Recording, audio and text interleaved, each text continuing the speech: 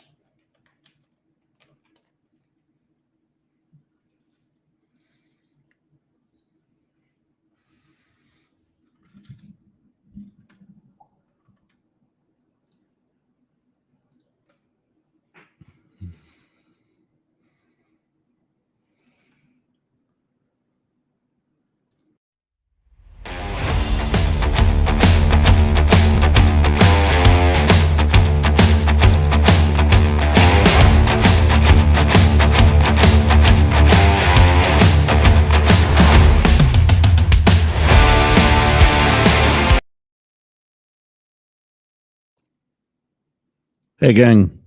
Friday. We're here. It's happening. So is the sentencing. That's done, I think. Hulk Hogan's being booed, and The Undertaker is not. So for those of you who think that it's because he's a Trump supporter, apparently it's okay for The Undertaker. Oh. There we go. I think that's so. I don't know why it is I've got to set the zoom on my camera every day. But yeah. So yeah, come to think of it, I don't see Tan Talk on today. I don't know what's going on. They're hanging out with Matt Deemer too much. Well, till everybody else gets here, we got somebody that's on time. The guy on the right. I try to be. Yeah, no, you're always fine. Welcome. Good to see you again, as always. You as well? Yeah. So I saw your one comment in our chat, and I'm like, of course he's going to be the one to make that. Which was about the. Which one do you think I'm? Which one do you think I'm going to talk about? And Trump not knowing how discretionary budgets work, or. No, that's another one. I think I would snarky on a lot of the topics this week because I think most of it is so preventable, it's laughable. But yet we keep getting ourselves into these stupid situations. Well, the one that I was not surprised to see come from you was about the Supreme Court not being bought and paid for. Right. But people ignore rulings like today, where 3 conservative justices side with liberals. They ignore those. They just pay no attention to it. Yeah. To be fair to them, they've shot him down unanimously already too. Right. That's what, and that's my point. Is that's why it makes me so mad when people try to delegitimize the Supreme Court specifically, because like you can disagree, like obviously within the court itself there's disagreement. But to try to say it's illegitimate because they disagree with you, even though like in today's case, I'm sure liberals agree with them, but there will not be an article written on any of those Twitter accounts or any of they won't praise the Supreme Court for getting this right. And that's what bothers me. They only call out the bad, never the good. It's kind of like, obviously we only hear about the airplanes that crash. We don't hear about the thousands every day that take off and land with no problems whatsoever. Right. But that's the nature of news. That shouldn't be the nature of covering the Supreme Court or Congress or anything like that. You should be covering everything because the Supreme Court is not like airplane crashes. It's not like tens of thousands of times they take off a day. So yeah, it bothers me. And I kind of figured this would be the outcome, by the way, especially knowing that there was no way the sentencing was going to mean a thing anyway. So why would they get in the way of it? And what are they going to do? Send him to jail a week before he gets inaugurated? Well, they can't. If they would have sentenced him to any sort of like prison or anything, he would have had to do it after he was the president. Because like we say, the states cannot supersede the president's authority to be president, can't indict and can't. And that's what I mean. The states can't supersede federal.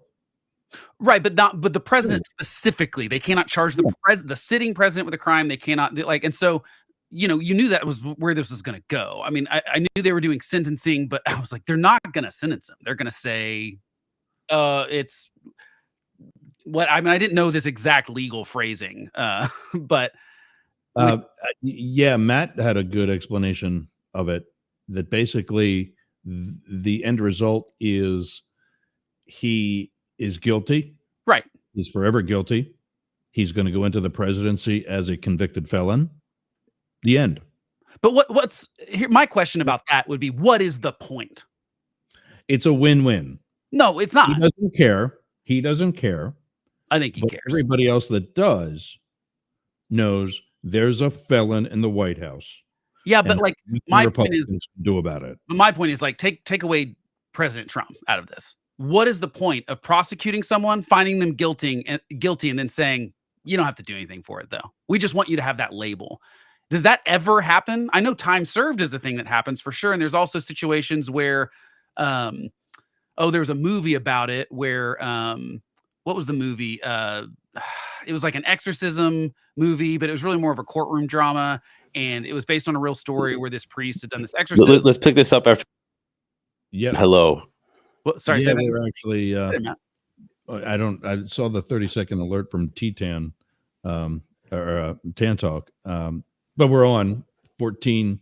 What is Tan Talk anyway? And let me look here. 1340 and 1350 and 106.1 and 102.3. WTAN and WDCF. We're also on again, and for good now, 1400 and 107.1. KSHP. You got to west of the Mississippi. Isn't that the rule? No, I don't think so, because we've got W's and K's here. We've got both. Okay. Yeah. And we're in I mean, Oklahoma. it's west and east. Maybe it's not the Mississippi, but it's somewhere. KSHP. We are now 3 days a week on K-Shop. We'll be back on K-Shop on Monday morning at 8 with Up the Middle and Both Sides Now. It's only Monday's a 2-hour show for us, but it's only 1 hour on Mondays, and it's the first hour. So now we're Monday, Wednesday, and Friday on KSHP in Vegas. We got Clearwater and Dade City. And we got, it's not official, but it's coming. What is official? We're just not starting yet. And I got to look at my keyboard to get these call letters down. WZQR in Pineland, Florida. On Pine Island, it's down by like Naples. So we're developing the network that I wanted up and down the coast. And I want to do that in other markets as well. And then also coming soon is the DNRstudios.com. Derek and Romaine. They got their start on the OutQ network, I think it is called, or was called, on Sirius XM. As far back when Sirius and XM were still two different networks. Two different. They merged. Yeah. Well, they started there, I guess, during the merge process. So Sirius put them on both right away in what was called the OutQ network, the LGBT channel. And then unfortunately, in the ultimate wisdom of Sirius, which I think was a stupid move, but they got rid of that channel and as such got rid of Derek and Romaine. They went independent and they're on a subscription-only network of their own. So we're going to be joining that, which is pretty awesome. And then I want to pull these up because you got to see them. And I know for those of you on radio, it's going to suck, but I'll put it on the page. I'll put it on in the show notes. Hold on. I got from our one buddy that's helping us in some networking who did this for us. Oh, that's the minivan. Oh, I can put that up. I got to share this. You guys talk a little bit while I figure this out. You had some active chat this morning? Oh, the news was active this morning. All right, this week. Actually. Look at that. You're weird. Let's pick up weird. I'm not even gonna say it. What is that, dude? Wrapped minivan. My rape. Date rape vehicle. I was gonna say down by the river, like no, because you can see through the glass. Yeah, you can see through the glass. Yeah, exactly. Into the vehicle, it's not creepy enough if you can see into the vehicle. So I think that's a good thing. Don't do a tint on this. In fact, you might just roll around town with the windows down. Oh, except you can't because you got a graphic on one of them. Okay, so front windows down though is what I would say. Front windows down. And the Well, Dodge so, yeah. Caravan. For those trying to figure out what we're talking about on any audio only radio or whatever, I'm taking my black minivan and turning it into a business expense and wrapping it with the parent company of Mastiff Media, and putting on stuff like the phone number 1-888-88 Yergs. You're gonna get some calls while you're just in traffic, Oh yeah, and what that's going to force me to do is not drive like an a-hole. Hey, that can be a good thing. Yeah, That's exactly why I did not wrap my car during the campaigns. I was like, you know what? I like driving fast. I'm not dealing with any of this. Yeah, that's a pretty good thing. Like, you got to watch out for when you've got that sticker that identifies you a little bit. You don't want to be. I think of that often. Yeah, I don't. I didn't even mess with that. Yergs, you're going to be how old are you? Yergs, 55? 53-year-old, long-haired, hippie-looking dude getting out of the van. Just make sure 500 feet from schools, bro. That's all. Yeah. We don't need calls. We don't need that. Yeah. There's none. It's pretty good. There's the high school is not far, but we don't care where the high school is. You don't care where the high school is. You don't want to know. Don't even have that on your GPS. Pretend you don't know. I did because when I adopted Zach, that would have been the school he would have went to. Yeah, but you've got to just pretend you don't know where the schools are. And how old is Zach? Well, he's 20 now. He's in college. Yeah. So high school is not even on your vocabulary anymore. Just please stop. It's not. This is just protecting you, man. We're just trying to help. I appreciate you fit the profile. It is one of those things. Have you ever done that? Like where someone like unknowingly is doing or saying something that you're like, ooh, that's not, you shouldn't say that. Yeah. It's kind of like that. But I like look wait, do we have Mastiff Media gold coins? Are you going to go Donald Trump gold coins now? Heck yeah. Do you have a cryptocurrency coming now? You have a coin? It looks more like a penny, but this was the first rendition of our challenge coin, which actually came about by accident. It was, if you see the green one there on. Yes, I did say that, Ken. Ken, why did you change your profile picture? You look like a Muppet right now. What is that? What's Ken up to? Ken's chilling. I'm gonna. I just ripped on Ken. I like Ken though, but he does. He looks like Beaker. I was gonna say he looks like Beaker.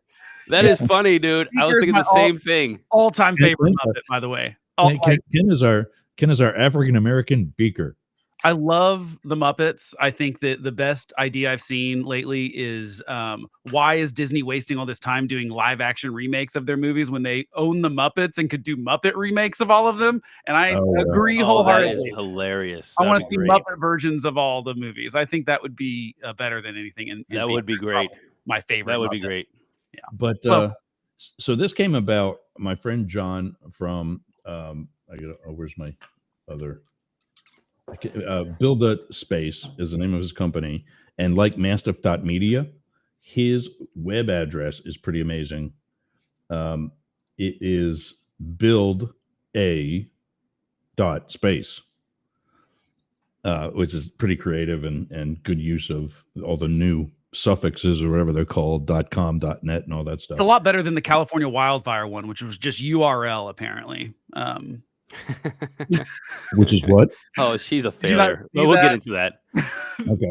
The LA mayor announced out loud at the press conference, and you can go to URL. And like, obviously it was temporarily probably on her sheet as URL, but she's giving one the actual website to go to. She fumbled this whole thing. She's like a Bidenism. Yeah, it's like a Biden or Trump thing for sure, but I feel like she's not getting. When you read the note on the it's like teleprompter. Yeah, exit statement. Wait for applause. Wait for applause. Yeah, I had to throw it in there. So John from Build a Space, and he's putting together like a actual serious version of LinkedIn called bizgrowthcollective.com. You actually have to have an EIN to be a member of this. You can't just have a business and a Facebook page and start networking. You actually have to be a real business, which I think is amazing. But he was doing some graphic stuff with the coin, the green coin that my ex did for doggy traders. And he came up with this like brass or a copper penny. And he also did this one for the cartoon logo that we had. And I'm just liking, what's the other one? Where's the other one at? There's another one that's a cartoon coin that the circle part looks like the end of a casing, like from around. Oh, like, yeah. No, you showed that one. I've seen that one. Yeah. Oh, you've seen that? Okay. And Yep. then the eyes in all of them are blue. And that's because of my connection to the law enforcement community, like the thin blue line and so on. So, I'm always going to be in law enforcement. I'm always going to be watching. That's kind But of not from the van. Yeah, deep. This is really deep, guys. Can we get into some news? Let's do it. Yeah, we got a lot of news to get. We got a lot of news to come on. Yes, I'm sick of talking about Yerg's deep blue line. Last week we had like nothing, and this week it's everything. It's like we gotta come on, guys, give us the news. Let's get into it. And we don't need to see your email, Yergs. We don't need to see your that's all gone. Your OnlyFans subscription. Well, that's updates. Funny. I was emailing Derek Hartley from Derek and Romaine about an hour ago, and I wanted to pull up something to share with him. I think I was trying to send him the PDF of the minivan, and I pulled up my web browser, and I'll just leave it at, there was this sexy young Australian man there that I'm a huge fan of, and I'll just say, speaking of huge, anyway. Trump is sentenced. Blake got that. Never. There's nothing to get. It was pretty blatant. Yeah, This is AM radio, sir. Yeah, that's why I looked it up. I promise you, nobody driving their car wants to hear about your huge Australian. Yeah, his dingo. I don't know. He wants to hear about his native dingoes.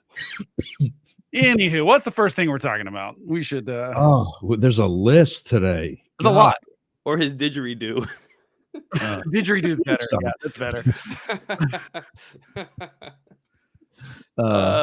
So I think probably the biggest two things are probably the California fires. But even before that, I think we can do the first one rather quick, and that is Trump being sentenced. Yeah, we alluded to that already, but. He's for the 34 counts. He's a felon. Done. It's over. But he's not going to do jail. We all knew that was not going to happen, even though I told you guys the Secret Service had already done a site survey of Rikers Island. Yeah. Seems like a waste of resources. It was never going to happen. But no. Oh, sorry. I don't know. I don't know why that happened. I started the Blake timer. Remember when that from a couple of weeks ago? That was fast because I said one sentence there. Where I limited you to 45 seconds. That's called inflation, sir. You're getting devalued. I'm getting less for my money. Right. Yeah. Yes. So Trump. I disagree. Wait. I just want to say I disagree with that. That's not a waste of time or money. I mean, if it's a possibility, you have to do the due diligence. That's kind of like what we'll get into the California fires. Like, when we saw like the Joe Rogan podcast come out and said, hey, the firemen say that all you need is a Santa Ana to win and it's unstoppable, the fire. That should have been due diligence at the beginning. Might have been a waste of money. Might not happen for 20 years. Probably should have done something about about that. A lot of thought on that, actually. Anyway, continue, Yergs. Let me say that we had just finished doing what's called a desktop exercise. Basically, when all relative entities come into a room, and they sit in a conference room and they basically play Monopoly with life. Yeah.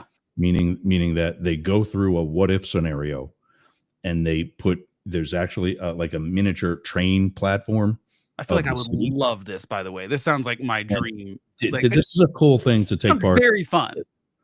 And like the head of the committee says, okay, it's the inauguration. Where's everybody going to go? And they do their thing. They put everybody where they're going to be. And then they go around entity to entity and give a presentation. Okay.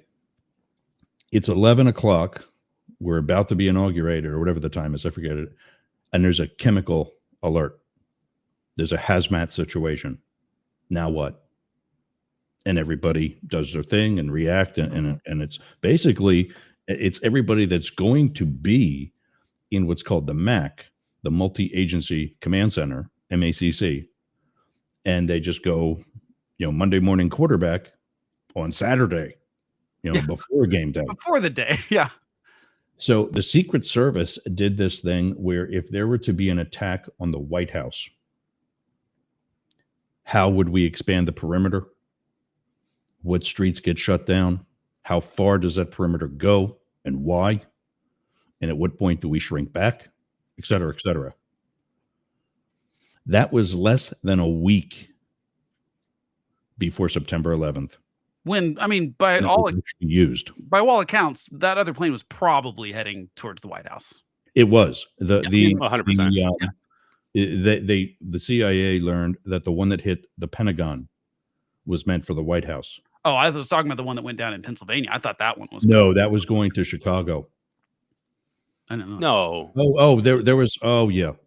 I'll tell you. I thought it was going the other way. I thought it was going east. Did I never tell you that story? It was going east, wasn't it? Yeah. Yeah, it was going east. Okay. Chill out. I was a rookie agent. I was in my first year in the Secret Service. We have a position in every field office called the duty desk, the on-call agent. He said duty. Yeah, exactly. That's why I always pronounce it properly. I don't make sure it's a T and not a D. I don't want to be talking about anything else like large Australians or anything. Yeah, you're all for the D. I got you. And it was my first day.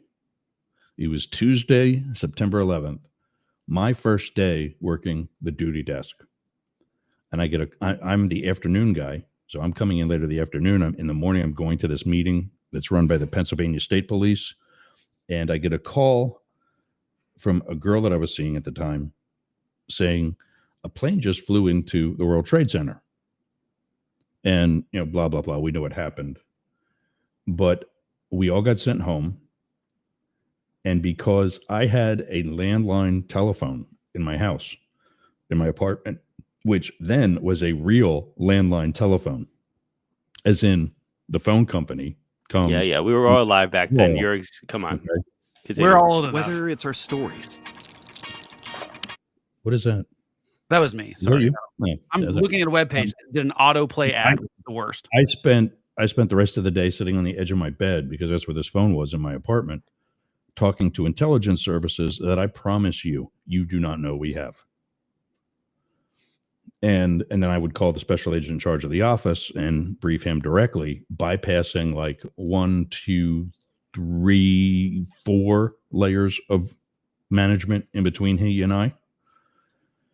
And one of the things we learned was that the terrorists could not find the White House because by comparison, it was not a big building when compared to the Capitol, federal buildings in major cities, the Pentagon, and it's also hidden by other buildings and trees. So you can't see it. And what they didn't know how to do was a triangulation of the other monuments that are in the downtown DC area. Yeah, their flight training wasn't exactly robust. Well, it was actually down here. It was here too. People's. My brother's old boss testified at one of the guy's trials because he tried to fly with him, and he was like, "I called the FBI. It's kind of weird that this guy wanted to learn how to fly but not land." Yeah. Okay, so wait. We got to go back to Rikers Island, and we have to go back to Trump. Why? We don't have to talk about Trump. Well, that's what we're talking about, actually. And that is that they couldn't find the White House because they didn't know how to triangulate all the monuments. If you look at the monuments from the sky, it forms a cross. If Jesus was lying on his back looking up at the sky while lying on the cross, the Capitol building would be the feet. The Washington Monument would be the chest and the heart. The Jefferson Memorial would be the right hand. The Lincoln Memorial would be the head. And the White House would be the left hand. And if you knew that, you could line up the Jefferson with the Space Needle, the Washington Monument, and connect the dots right into the White House. They didn't know that, so they couldn't find the White House. and so they hit the Pentagon instead. Now they do. I don't know. Good job, Yeah. By the way, yours. I don't buy the Chicago thing because they turned around in Ohio. I'm looking at the flight Yeah. path. So they were not the only. That's why everything was grounded, Well, yeah, okay. because they knew that there were other sites. One of which was the Sears Tower in Chicago, the Space Needle in Seattle, the Constitution Center and Independence Hall in Philadelphia, which is right across the street from the Federal Building where we were, and others throughout the country. The Arch in St. Louis, the Golden Gate Bridge in San Francisco. All of those were targets. But they didn't have people on flights to do those, right? We would have figured that out. Yes, they had people assigned to it. Whether those flights even got off the ground, nobody knows. I mean, people know. Did we arrest those people? I've even got a suspicion about one of those flights, and that's the one that you were talking about. Have you ever seen a debris field of a crashed airplane? Well, yeah. I mean, not in person. How big is it? Depends on lots of things. Well, I'll tell you how big it's not. Shanksville had a 10-mile radius from the impact, or what they know is the impact, to the extremities in every direction. That is 20 miles wide. No crash has ever been 20 miles wide. So you're trying to say it got shot down? 100%. I I believe, I'm not saying that I know this, because I wouldn't be able to say that if I did. But when you hit the ground and explode, a lot of your energy has already been taken out of you by hitting a planet. Not with that much fuel. When you explode up in midair, you go outwards and then fall to the ground. I believe it. And I have no problem with that. I have no problem with that. I think at the time, if somebody said, "Oh, we shut down Americans," and there would be really, even in hindsight, if you set up now that came out like, "Oh, we shot it down," everybody would understand like, "Hey, this could have caused a lot of damage," but and I understand it, but it would still be. It's totally understandable. It's totally understandable. It's justifiable. 100%. I don't think it happened though. Why not? You wouldn't have the name one other crash. Name one other crash with that big of a debris field. I don't have like the stats on every plane crash kind of thing. I'd have to look into it. But the stuff I've looked into, every 9/11 conspiracy theory I've ever looked into was easily debunked. And so I'll look into this one too. But the reason I don't think it got shot down is because the timeline of the calls we have of the people trying to take over the plane, like we can see where the people took over it. We can see the flight path change. Right. So we know that you don't think that's suspicious? No, I don't. I think the passengers fought back. They realized they were going to die. Have you tried, especially in the early 2000s, when you weren't even allowed to have your phone on? How many times, if you did have your phone on, did you even come close to getting a signal? They knew what was happening, and they weren't that high off the ground. They can get a signal, and they were calling on they were calling on the phones in the plane too. No, they were calling on the plane. Like, most of them were allegedly calling on their mobile phones. No, they called on. Most of them called on the phones in the plane because there's only one per row. The point is, guys, since we're talking because we don't need to talk. Since we're talking about old news, I just brought up something from 1937. Churchill blamed labor regime for coal crisis. If we want to keep going blast from the past, I mean, why don't we just kick it all the way back? About the current stuff, but we can debate 9/11 conspiracy theories another time. For sure. Yeah, I mean, I have some Bigfoot and Loch Ness monster things that I have to get off my chest too. Okay, well, that's a shout out to Glenn Sportcat Jackson, who every Wednesday night on Yerg's Radio has the para or normal guys. There you go. It was just a plug. I fell into that one. Can we talk about Trump's sentencing and move on, please? Yeah, let's talk about Trump. What else do you have left about Trump sentencing? Well, I mean, I'm asking the question. We didn't give each other opinions about. Do we agree with what happened? Like, what is the point of things yet? Yeah, what is the point of saying someone's guilty but not punishing them in any way? And I was bringing up, there was a movie that was made about it. It was like a court case where a priest did an exorcism. The girl died, and they basically found him guilty but didn't charge him with anything. Didn't sentence him because they whatever. This is clearly a time served, but even that was time served. There's no punishment whatsoever. So what is the point of that? Didn't that actually happen in the one that Exorcism of Emily? That's what I was talking about. Right. That's the movie. Is that the one? Right. Yeah. And so my point is, I know that there are probably some extenuating circumstances where this happens, but what is the point of bringing a criminal charge against someone, 34 criminal charges? Oh, it's a felony. This is a big deal, but we're like no sentence. What's the point? He's a Republican rich guy.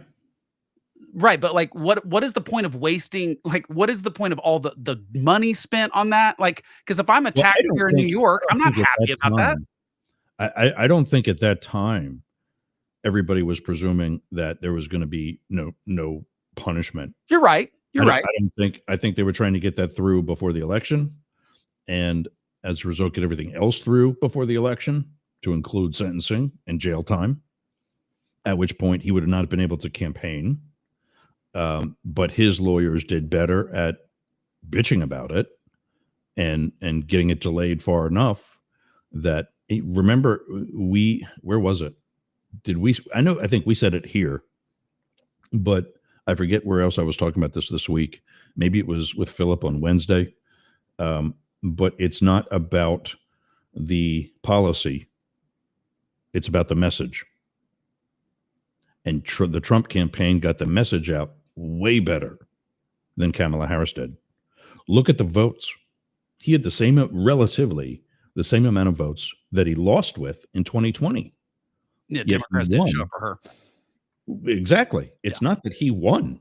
But he did win over some demographics. But yeah, I mean, she definitely did not.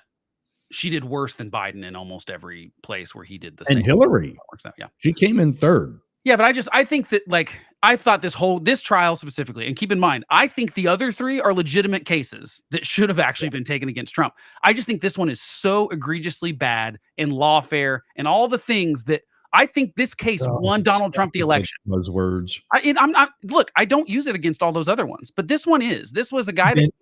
Okay. Yeah. All right. Then I get to call Trump a Nazi. Okay, fine. I mean, it's a little different than that. This is lawfare. What Alvin Bragg did was lawfare. He charged a crime against someone that he's never charged. The state of New York has never charged anyone else with this crime. He made it up.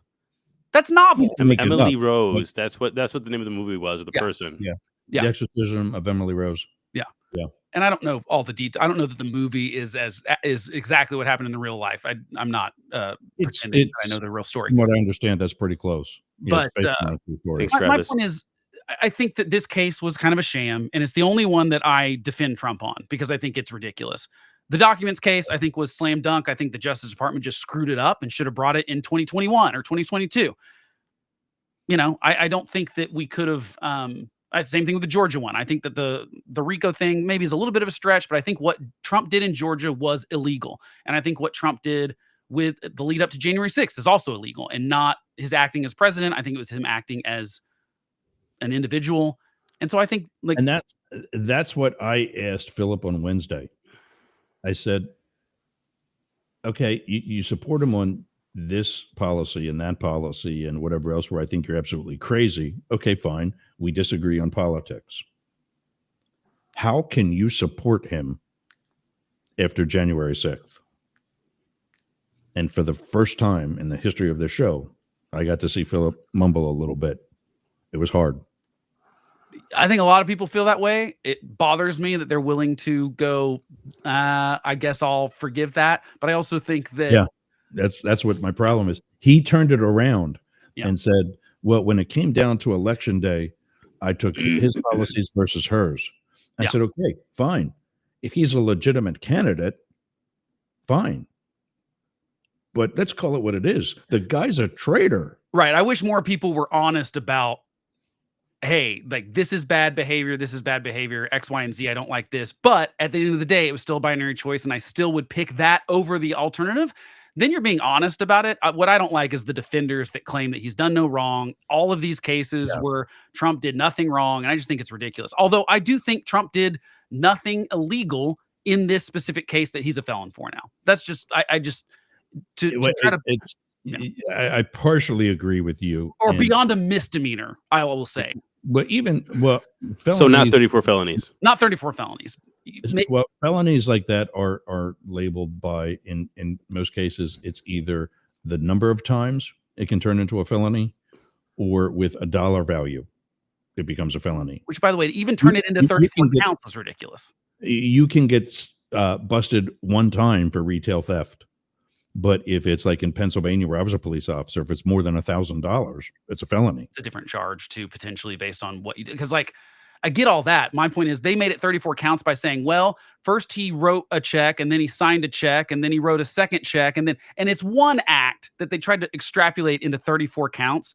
And I just, like I said, it's bogus. No, because that always gets listed each time as well. What I agree with you on is that if you're going to charge him, and I can see where, and I think this is a stupid word or phrase, whatever you want to call it, but I can see where the lawfare comes into play. Because when he lost to Joe Biden, when that announcement was made, immediately the NYPD started taking down the barricades around Trump Tower. Mm-hmm. And the site agent said to the lieutenant there that started to do it, a lieutenant or captain, some boss, hey, he's still president. Yeah. Their exact words right there in the streets of New York. Not here, he's not. Yeah, and see, that's what bothers me is that, and like, I don't like Trump. I mean, like we all know this about me. I don't like him. I don't defend him. I'll defend him when I think he's right about something, or if he has a good policy, I'll call it out. When he's wrong, I'll call it out, just like I would for any other politician. But what bothers me is that I think that the charges in New York specifically, made all the other ones that came after it look like lawfare, and I don't think they were. And so it lumped all of them together, and it gave Donald Trump the excuse to say they're just coming after me because they don't like me and they don't like you. And it worked. I don't think Donald Trump, I mean, it's hard to know. I mean, like this is revisionist history. But, But Travis, it brings up a good point from who's, by the way, a host of a Tuesday show. I think, what is it? Put it in the chat, please, Travis. I think The Point with Travis Evans. The most important thing that Trump did was prove that our government is and has always been corrupt. He proved it over and over again. Well, that's why he was pretty much kicked out of New York, was because he was nothing but corruption in New York. And they said, that's it. This is our opportunity. You're out. Yeah, I think that most of this has been detrimental to the goals that the left or New York or whoever you want to call it is. I think that they've gotten nothing they want other than a label that he's a felon. And they think that that's some sort of victory. And I think they got him reelected again. And so I look at it as I'm starting to see that. And so I give them no credit, because for them to gloat and pretend that label of felon is somehow some victory for the United States or the left or whoever, I just think it's ridiculous. It's not a victory. He's going to be the president again. So that's why I think that this is the only option that you could have for sentencing. This is the only option. I mean, what is the other option? You send him to jail? Then that's not going to happen, because you're going to see.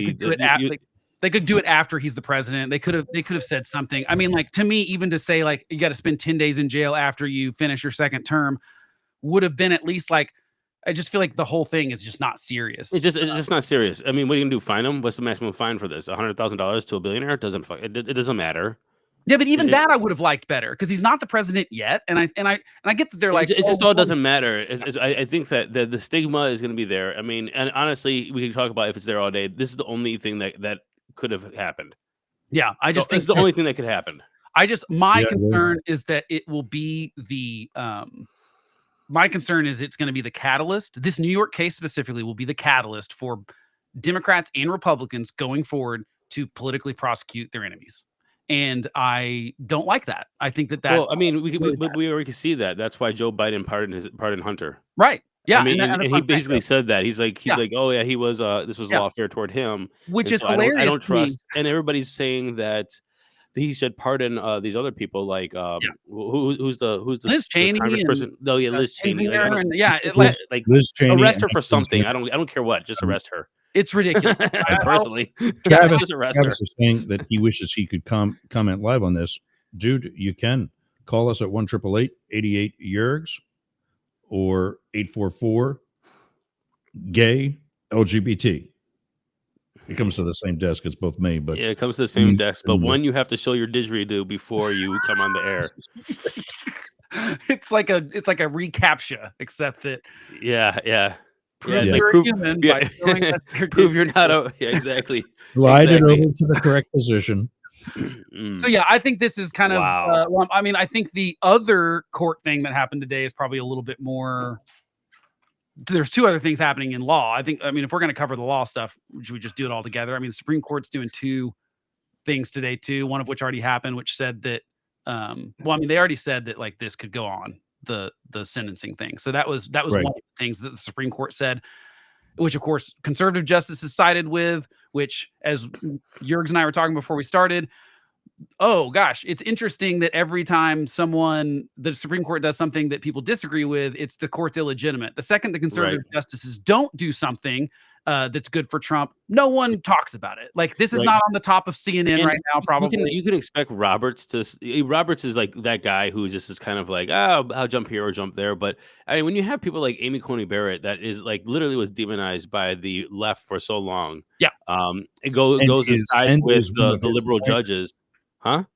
And is one of Trump's appointments. And is Trump's appointment. Yeah, exactly. It incides with the liberal judges here, liberal judges in air quotes.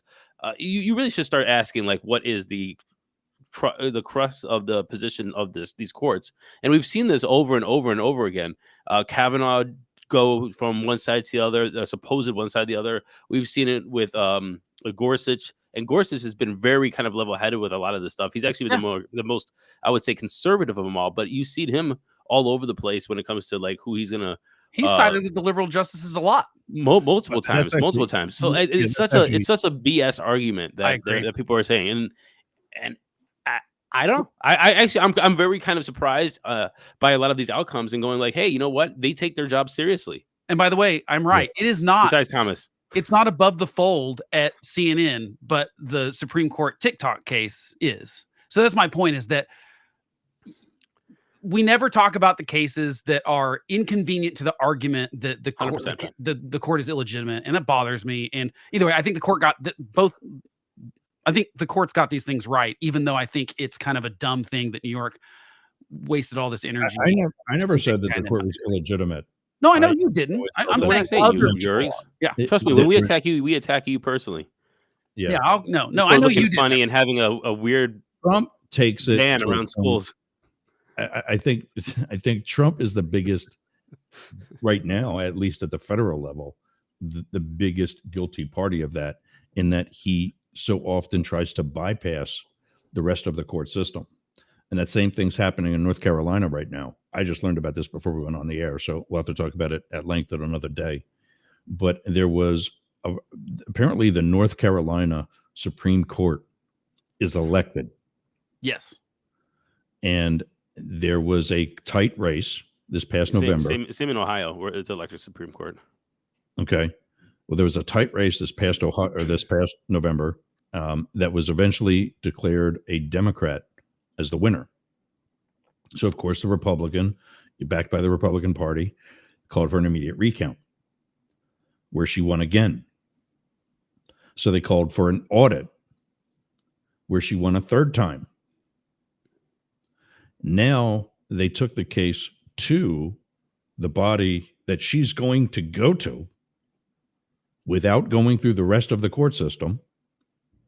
And they've even fought against making it a federal case, because they don't even want this to go to Trump-appointed judges. I don't know how it could be a federal case, but... Well, it actually was. And there were a similar case where a federal judge said, no, send it back to the state. The federal appellate court said, no, this is federal, take it back up. And this is an identical situation with regard to election, to use Trump's words. Well, because the thing is, the Republicans are refusing to... the Republicans are refusing to acknowledge a loss. No, not just that. Like I think the legislators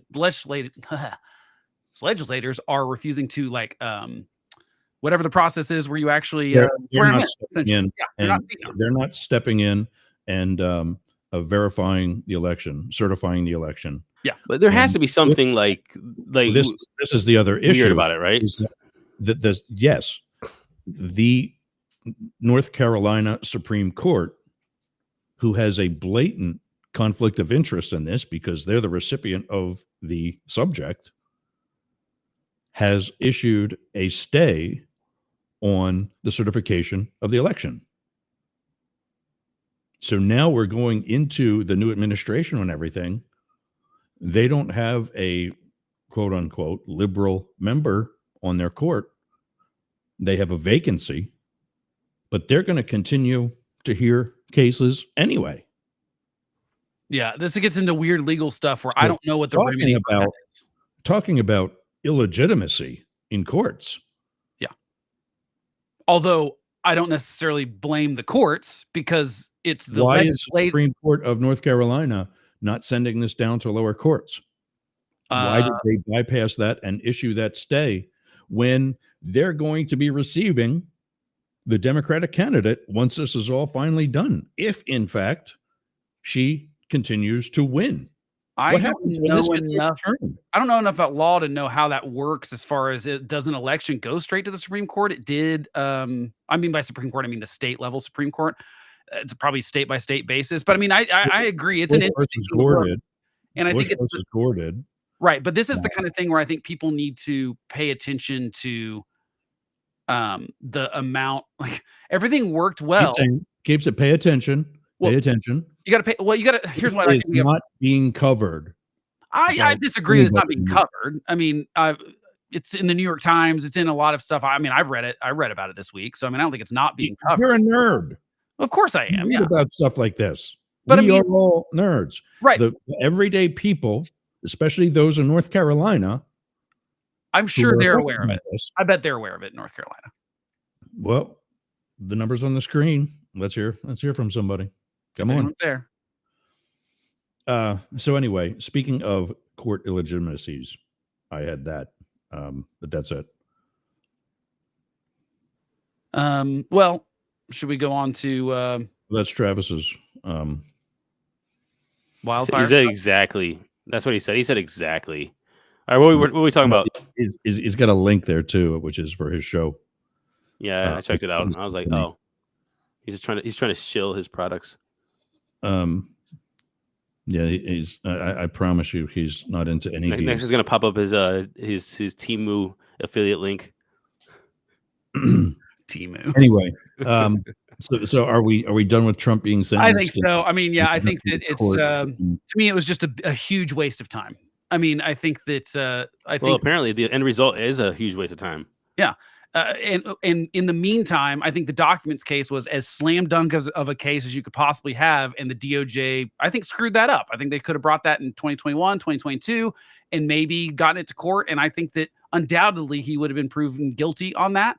And I think it would have been, I think it was a much more serious charge. I think when you actually look at the stuff that he was being so careless with in those documents, secrets, like people's lives could be in danger. And he kind of always treated secrets like that. That could have been a real case, but I don't think we ever got the chance because DOJ was slow. New York wanted to be fast, kind of ruined everything. And now we get Trump as president for a second term. So congratulations, Alvin Bragg. You are at least partially to blame for this. Yeah, I got to say, I actually agree with that. When we come back, I got to take a break. When we come back, we're going to talk about the fires and reading from teleprompters, like URLs and all kinds of other important. And apparently the accidental evacuation order that was given out last night to the entire city, whole county.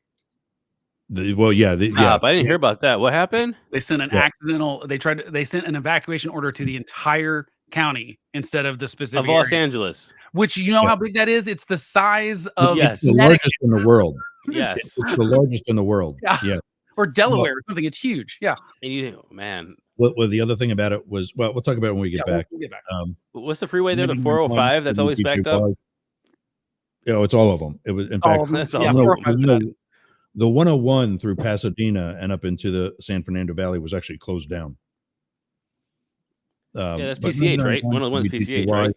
1340, 1350, 1061, 102, 1400, all of them. WTAN, WTCF, K-Shop, and the rest of the Mastiff Media Network. We'll be back after this. Oh, wrong one. Maybe. All right. Here we go. Translating Trump. Hey, gang, it's Yergs. Every Wednesday at Up the Middle, we add co-host Philip Blackett, a Harvard-educated and frequently published author who happens to be a Trump supporter.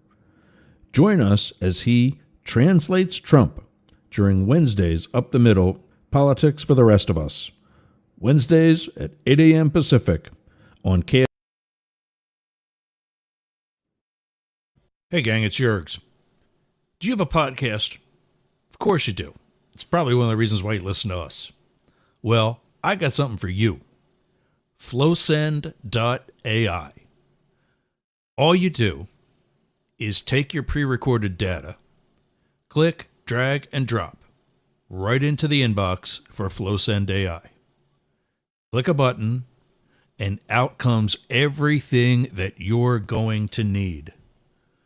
From the transcript to content, such as keywords, titles for your episode, the timeline, posts for LinkedIn, posts for Twitter, Instagram, other smaller platforms, all the things that it takes you hours to do in literally minutes. So go to flowsend.ai. Tell them Yerg sent you and get your subscription today. Worth every penny. Flowsend.ai.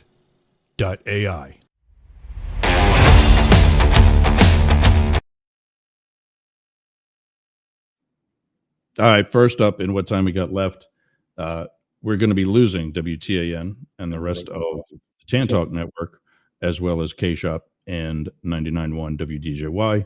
You can join us at yergsradio.com, YERGZ radio.com, or go to my Facebook page. It's right there on the screen, Ross Yergs Yerger, and find out wherever else you can get us to include the video.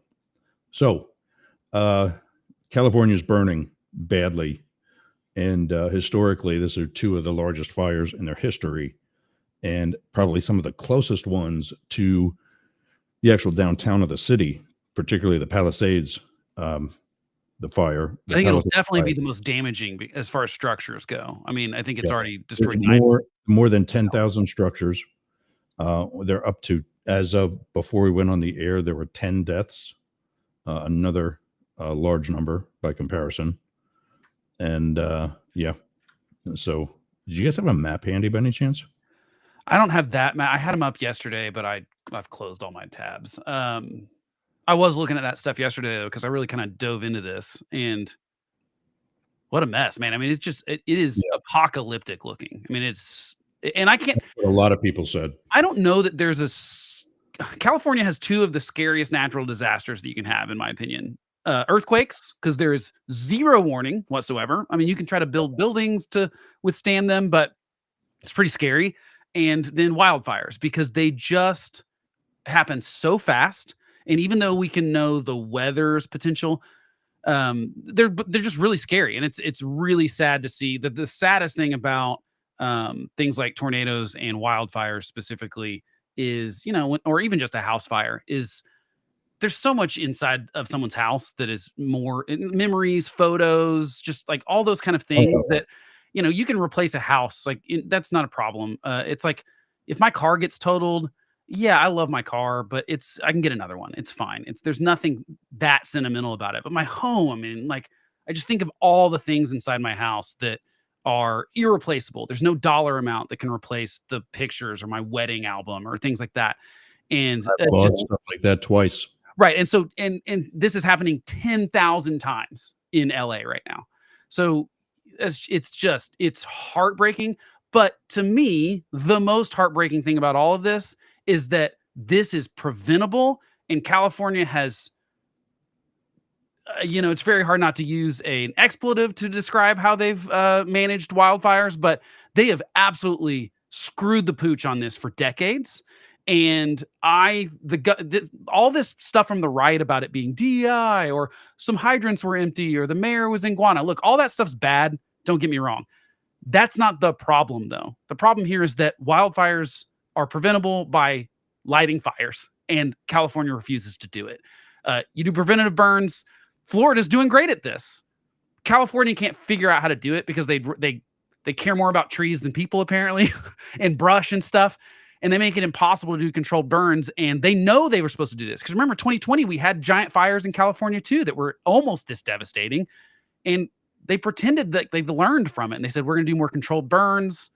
And they just haven't. They have not. They did 40,000 acres of controlled burns last year, and they need to do 1 million a year.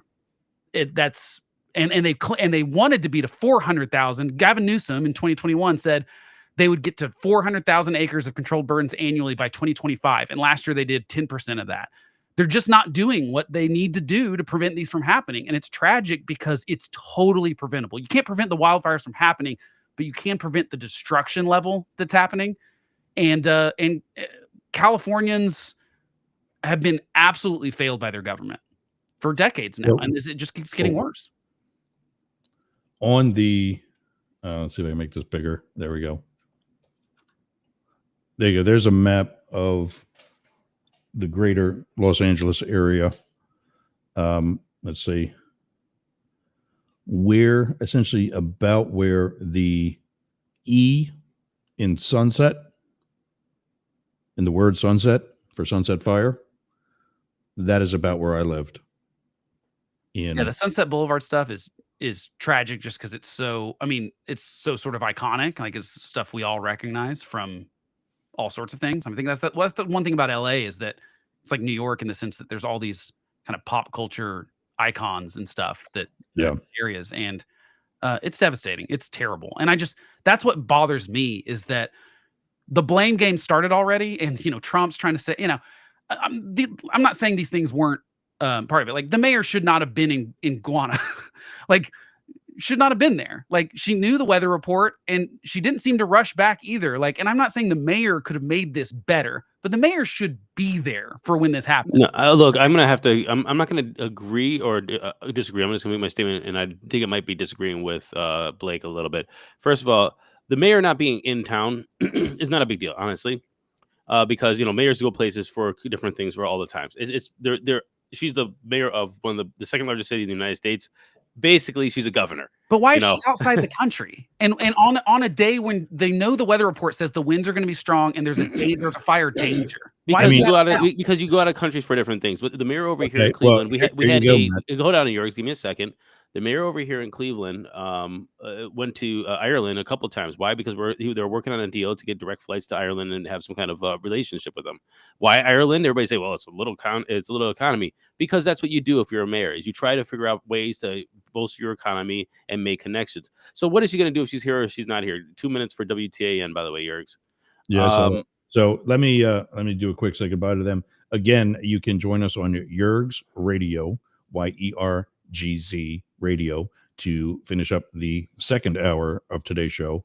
And you can always join us there anytime. Not that I want to take you away from the Tan Talk Network or K-Shop or WDJY, and actually also America One Radio. But we are still live, and we will still be live on the UG.media. Our friends from across the pond on the channel XL. They've got 2 channels on their website.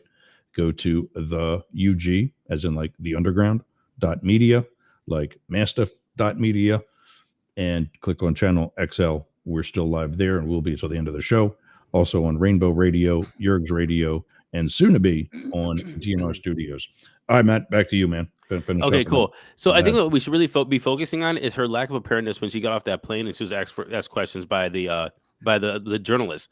Like the fact that we all three probably could spitball this better than she did. Hey, it's a tragic accident. I'm going there to get boots on the ground to try to figure out what's happening. We are going to do everything we can to try to help and save people's homes and save people's lives because I work for the people of Los Angeles. Thank you very much. And get on the damn plane. But what did she do? She ignored it. And then when she made a press conference, it was so put together that she was making mistakes like URL. Look, This just shows her lack of preparedness, her lack of competence, and her lack of confidence in handling the situation. She is not a wartime mayor. She was there when everything was hunky dory. She needs to be recalled, in my opinion. Yeah, I agree. I mean, I think that she's shown absolutely no competency whatsoever, and not that a competent mayor could have prevented the fire. I don't think that's possible. Then how does she get this far up the chain in a city like Los Angeles? I'll tell you why. Can I read this quote from an article? Oh, we see this all the time in cities, dude. Yeah. This is politics. This is what politics is. Okay, here's I think Noah Rothman at National Review has a really great article about how this sort of blue state or blue city governance, basically they've stopped doing the things that government was good at doing, fixing roads, bridges, transportation, things like that. And they're trying to like solve inequality and stuff and all these things that we really don't ask government to do. So he says Democrats are wildly overconfident in their ability to not just govern competently, but solve the intractable conundrums that plague modern life. That delusion has produced intolerable dysfunction until voters in blue locales start demanding basic competence of their politicians first and ideological purity second. They will be rewarded with more of the same. And I think that's the problem here is like we're asking people to check boxes of like, oh, are they, and there's some of this going on with like the fire department in LA. They want more women to be fired. And maybe there just aren't that many women that want to be fire people or whatever we call them, but they're like, they won't.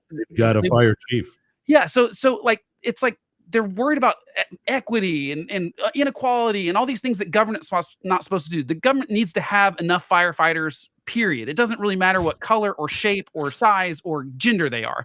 And I think that she is a great, like sort of icon for what is wrong with the way we're electing people. We're electing people based on their ideology, not based on can you competently do the thing that we want government to do.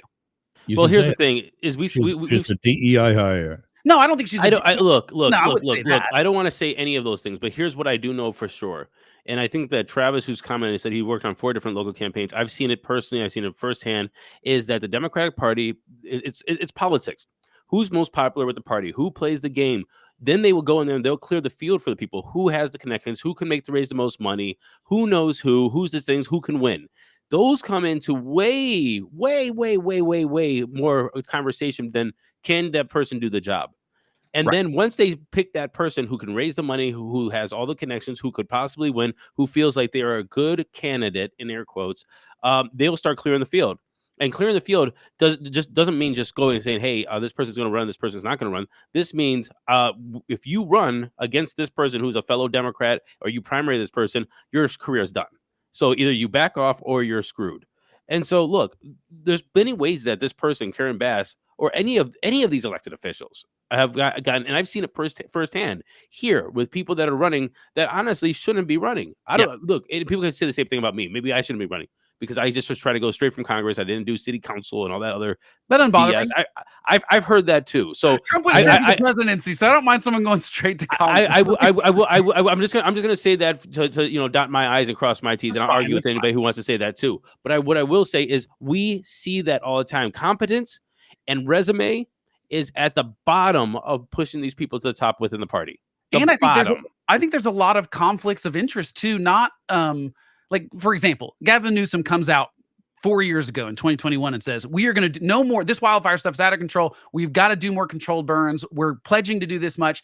He then has been lying about how much they've done. NPR has a thing where he overshot by 690%. He claimed they had burned 90,000 acres preventatively, and they'd only burned 13,000. So he's lying about it.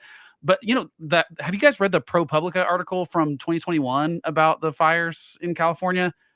I'll give you the link here so you can put it in the show notes. But it talks about how even the fire, the Cal Fire Group that has a $500 billion budget annually, some of those firefighters they've prosecuted people for setting fires so they could get overtime. There are gross incentives. Surprised how common that is. There are bad incentives, and look at the law enforcement community, the people that create crime so they can go solve it it's called the hero syndrome. Yep. And so that's happening to some degree. One thing about the mayor not being okay with the mayor not being there. President Biden, a lame duck president, canceled, and I know this because a friend of mine was on the trip. No sooner did she land in Rome, they get word that the president's not coming. because he's going to the wildfires. And I got mixed emotions about that. I get it. There's the famous saying, I first heard it in the movie Gettysburg.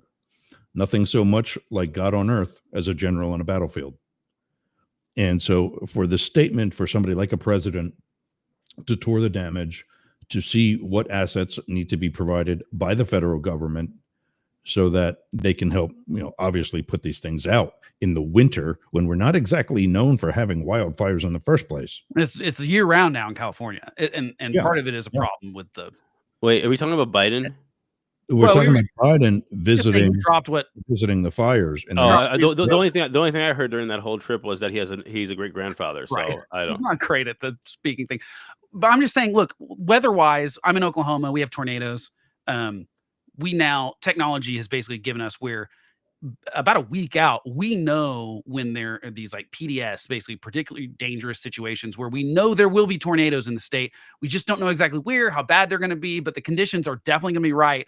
I would be pissed off. You sound like Donald Rumsfeld with that the status of the orange level, but it really is. But it really is like that in Oklahoma. Like it will be like, hey, Robin Williams did a great impression of him on the Tonight Show. Yeah, but it's like, look, we don't know how. Yeah, we don't know when, but we know something's going to happen. Something's going to happen. What is this? Yeah. The Central Intuitive Agency? Yeah. And so this is like, but we know the day and we know there's going to be tornadoes. We just don't know. Are they going to hit the metro? Are they not? I would be really mad if my mayor or governor went out of town on that day. Like, I don't care if it was planned especially for just some ceremonial thing in a different country. Now, if they're going to Indiana to talk about some business thing, fine. Today, I mean, look at us right now. We're on the internet with listeners in London. Right. It's not. I know as a fact, we've also got listeners in Germany and throughout the rest of Western Europe. And your constituents are the citizens of LA. They are not some guy in Ghana. It was like some sort of medal ceremony. It wasn't like a business thing like Matt was talking about where the guy from Ohio goes to Ireland. That's fine. I'm not saying they can't travel. I'm not saying they can't. Right. Like, my point is, she should have been. I think that is such a nitpicky thing to comment, though. It's so low. What is the mayor going to do? Put on a cape and fly around and save people? Nothing. It doesn't matter. But I'm saying it doesn't matter. It adds to the perception that the government does not care about them. I agree. No, so this goes to what Jurgs was going to say. He could have just hopped on a Zoom. Yep. Yeah. Well, here's my both sides to that.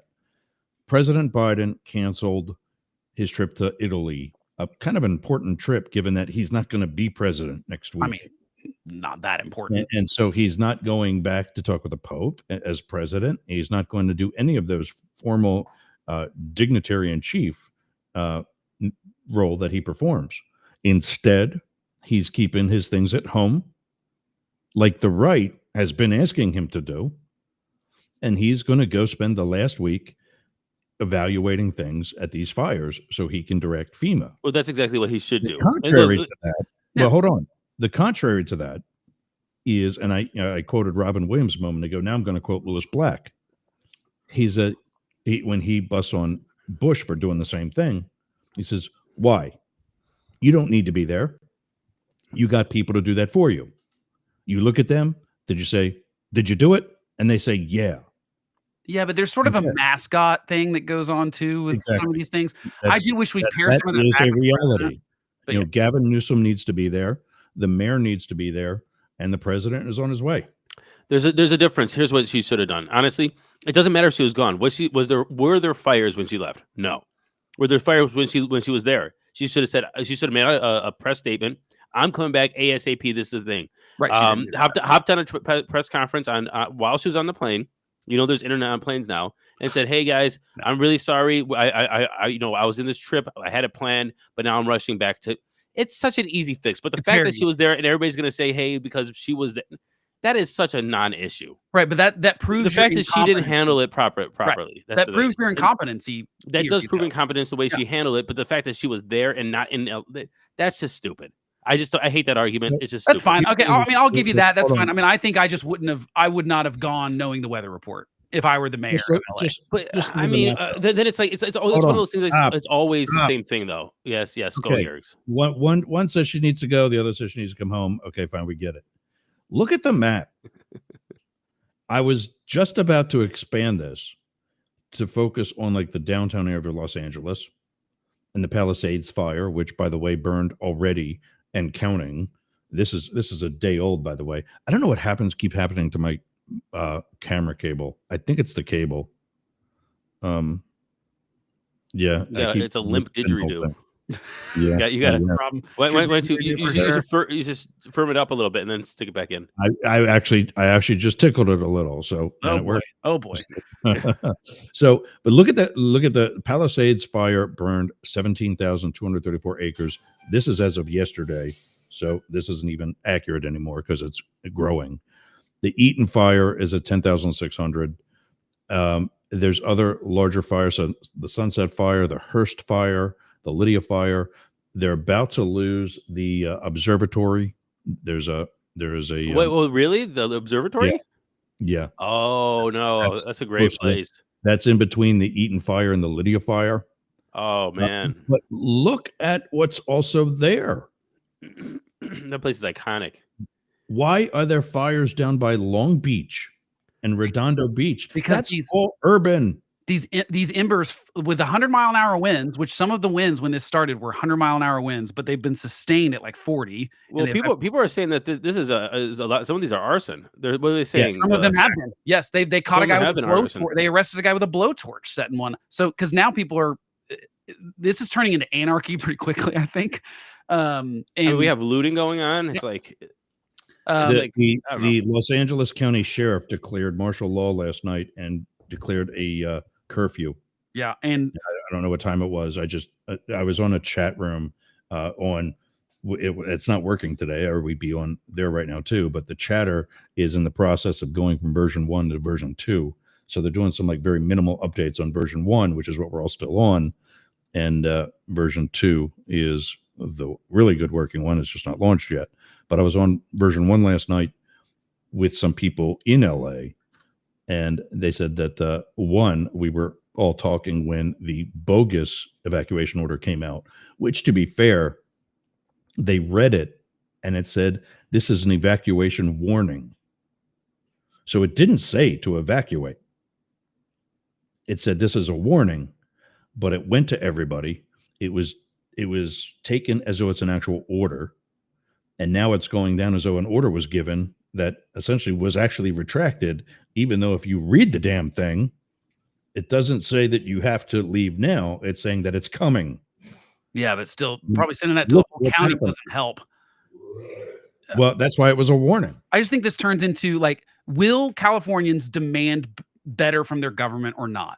And that's like, they didn't after 2020. We have the same, like 2022, they reelected Gavin Newsom, even though he didn't do a thing that he claimed he was going to do about these controlled burns and stuff. Because like I said, he's fighting special interest. The Cal Fire doesn't want to lose their budget. And the environmental people want to be able, like, it takes, okay, Florida, let's go back to Florida. We can blame this on climate change, but Florida has managed to suppress fires well, because the permitting process is you call a number and you say, hey, I want to do a controlled burn. It takes minutes. You get a permit, you do it. That's it. Essentially, there's some training sometimes involved if you want to go do training for it.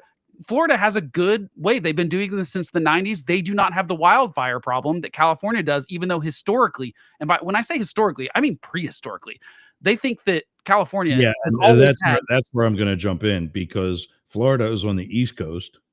California's on the West Coast. Doesn't matter. They burn. 100% it does. Have you ever seen the country from space? Yeah, but the entire East Coast is green. Hold on. When let me finish. When my hometown hosted the American Legion World Series, the teams from the West Coast could not get over how green the countryside was. Jurgs, it's because Florida has planned for this for decades now. Since the 90s, they have been doing controlled burns. And if, look, 4 to 11 million acres of fire would burn every year prehistorically in California. This is what scientists and experts and who, I don't know how they get these numbers. I'm not one of these people, but they estimate that for all of time there have been 4 to 11 million acres burned by wildfires every year, and it's because of the climate and the winds and the dry stuff. And in Florida, they have the same problem. It was roughly the same number of acres, and Florida's a fraction of the size of California. Florida's pretty big. I'm saying It's not near as big as California. the Southeast has fire problems, and the Southeast has managed to do preventative things where we have not had a wildfire take out an entire city in the Southeast. Southeast is as prone to wildfires as the West, but the West is not doing their job, and the Southeast is. This is government not doing. They at some point in the early 1900s, but actually it was earlier than that, the federal government decided all fires are bad. We got to put them out all the time. They realized pretty quickly into that this was actually bad for the national forests and stuff. They realized that some of these fires have to happen. Most of them started by lightning strikes, or Native Americans would start them way back when to do that, because they even knew that you needed to do control burns or you had big problems. And at some point, the governments decided, oh, we can't do fire. All fire's bad. We got to put it out immediately. We changed. We obviously realized that was a mistake. And the Southeast, Florida, other states adjusted, and now they do controlled burns. The West has not done that. And like I said, leading up to 2020, California was only doing controlled burns of 13,000 acres when prescribed by experts and the people that have been warning this, the Joe Rogan warning about, he talked to an LA fire guy that was like, it'll happen. The conditions will be perfect and the whole city of LA will burn. And it's not because that guy was some genius. This is what every fire person that knows about wildfires has been saying for decades and trying to get California to go along with it. And they won't do it because they'd rather crap. Look, Blake, you're 100% right. I mean, this is just this is incompetence. Look, if you have professionals saying that this might happen, then we should start planning for it. It's kind of like saying that a pandemic would happen, and why don't we start planning for it? And when it does happen, everybody's like, "Oh my goodness, what's going on?" There's all these rumors of terrorists. If we've got both sides saying that experts are saying this, that, and the other thing, we should probably listen to them. There's a lot of people that are saying, well, sometimes it is experts. Look, people just dismiss climate change on the table finally. Can we put people gun violence on the table people finally? dismiss? No. Here's the thing: is people dismiss the experts because they're on the wrong side. So if you're on Joe Rogan saying it, and which people are passing around, it's already dismissed by the whole left because it's Joe Rogan. You know, and honestly, it's Joe Rogan that's saying that there are 1,000 terrorists or in the United States right now coming through the southern border, and people on the show are saying like, "Hey, there's terrorist cells here. This is a possibility. They're here. That things could happen." You know, and everybody's like dismissing it because it came from Joe Rogan. And look, Gavin Newsom himself said they needed to control burns. They just didn't do it. No, stop. I can tell you that there have been terrorists here domestically since I was in college, and nobody was talking about the border then. They have increased at the border, Yergs. The Border Patrol has the numbers. It's increased incredibly since Obama and Trump. Like, you look at the numbers. It's already been dismissed. Yours dismissed it. And I was like, oh, I wonder why nobody listens. There you go, dismissed it. It's not an issue. It's an issue. The border has encountered hundreds of people at the border that are on the terrorist watch list under Biden's administration, and it was like a dozen under Trump's. It has absolutely increased. Then if the border is such a problem, if the border is so porous, how do we know that's where they're coming across? Because these are the ones that they've caught and they've interacted with. Okay, so we've caught them. Sounds pretty tight to me. It's not that tight because they're like, okay, whatever. Like this, this is again you having a narrative and just believing it through. But see, that's the issue. What we're talking about. There is a narrative between. It's like so we keep talking about the Joe Rogan interview and podcast, but that just because it came from that and that's the narrative that he's a nutbag. Then nobody listened to anything that any of these people around are saying. You know, it's like so. Like this is like Joe Rogan has shows where people eat cockroaches. I agree. Look, I'm not saying Joe Rogan's an expert, but I'm saying ProPublica. He had one. Gavin Newsom. You know, that was Fear Factor. And if I got paid when he was getting paid to do it, I'll do it too. Every wildfire expert. Yeah, but then don't expect yourself to be taken seriously anytime soon after that. I guess. Look, the guy stop. The guy has a decade-long biggest podcast in the United States of America with a lot of people on it. Like again, people are just dismissing it because they want to dismiss it. Backing me with $500,000 a year. That's not why Joe Rogan's popular. He got paid $100 million to sign exclusively with Spotify because he has $250. That's his new contract. That is $250. His new contract. Right. But his first one was $100 million. My point is, yes, it was, and that was big. Everything else was internal at that point, so we don't know the numbers. The guy turned himself into a billionaire podcasting. Anyway, long story short, look, York, stop. Why are you doing this? Are you doing this for the clicks? Are you doing this for the gram right now? Joe has everybody from Andrew Yang to Bernie Sanders to Donald Trump to And by the Neil way- deGrasse Tyson and everybody else in between. Don't tell me that it's just because he ate cockroaches you can't take him seriously when he has that kind of reach. That's silly. And I'm not saying Joe Rogan's an expert, and I'm not saying Joe Rogan was right about this. He's just saying on his show before this happened, he just said, I've talked to LA fire people or whatever, and this is a preventable thing, and it's being prevented in other parts of the country. And I'm not saying climate change doesn't have something to do with it. It does, but it's not the excuse. Democrats are using it as an excuse. Oh, climate change is the problem. We can just blame it on that. Well, it's not the problem in Florida, and they've managed to stop the fires. So no, the flooding is. Yeah, but that's not what we're talking about. We're talking about wildfires, and they are preventable. Floods are not very preventable. They are a lot harder to prevent. Tornadoes are hard to prevent. Earthquakes are hard to prevent. Snowstorms are hard to prevent. There's all sorts of other natural disasters that are very hard to prevent. But wildfires are fairly preventable, at least the widespread destruction. You can't stop all fires from happening, but you can stop the amount of destruction that they have and cause. And California has failed over and over again. And until Californians decide that they want competent government and demand that and stop dealing all this other stupid crap that doesn't matter. Like Gavin Newsom is lying about how much controlled burns, even though he admits we need to do more controlled burns. He knows that's the solution, and they still won't do it. And that was 4 years ago that he said that. He announced it in 2018 when he moved in when he won the governorship. We are not doing this wildfire stuff anymore. That's been 7 years, and California has barely improved what they do to prevent wildfires. This is government failure across the board. The U.S. Forestry Service announced in October they weren't doing prescribed burns. They were pausing it indefinitely. Just this last October, they said, we're not doing any more controlled burns because we need to save our resources for when there's actual fires. We've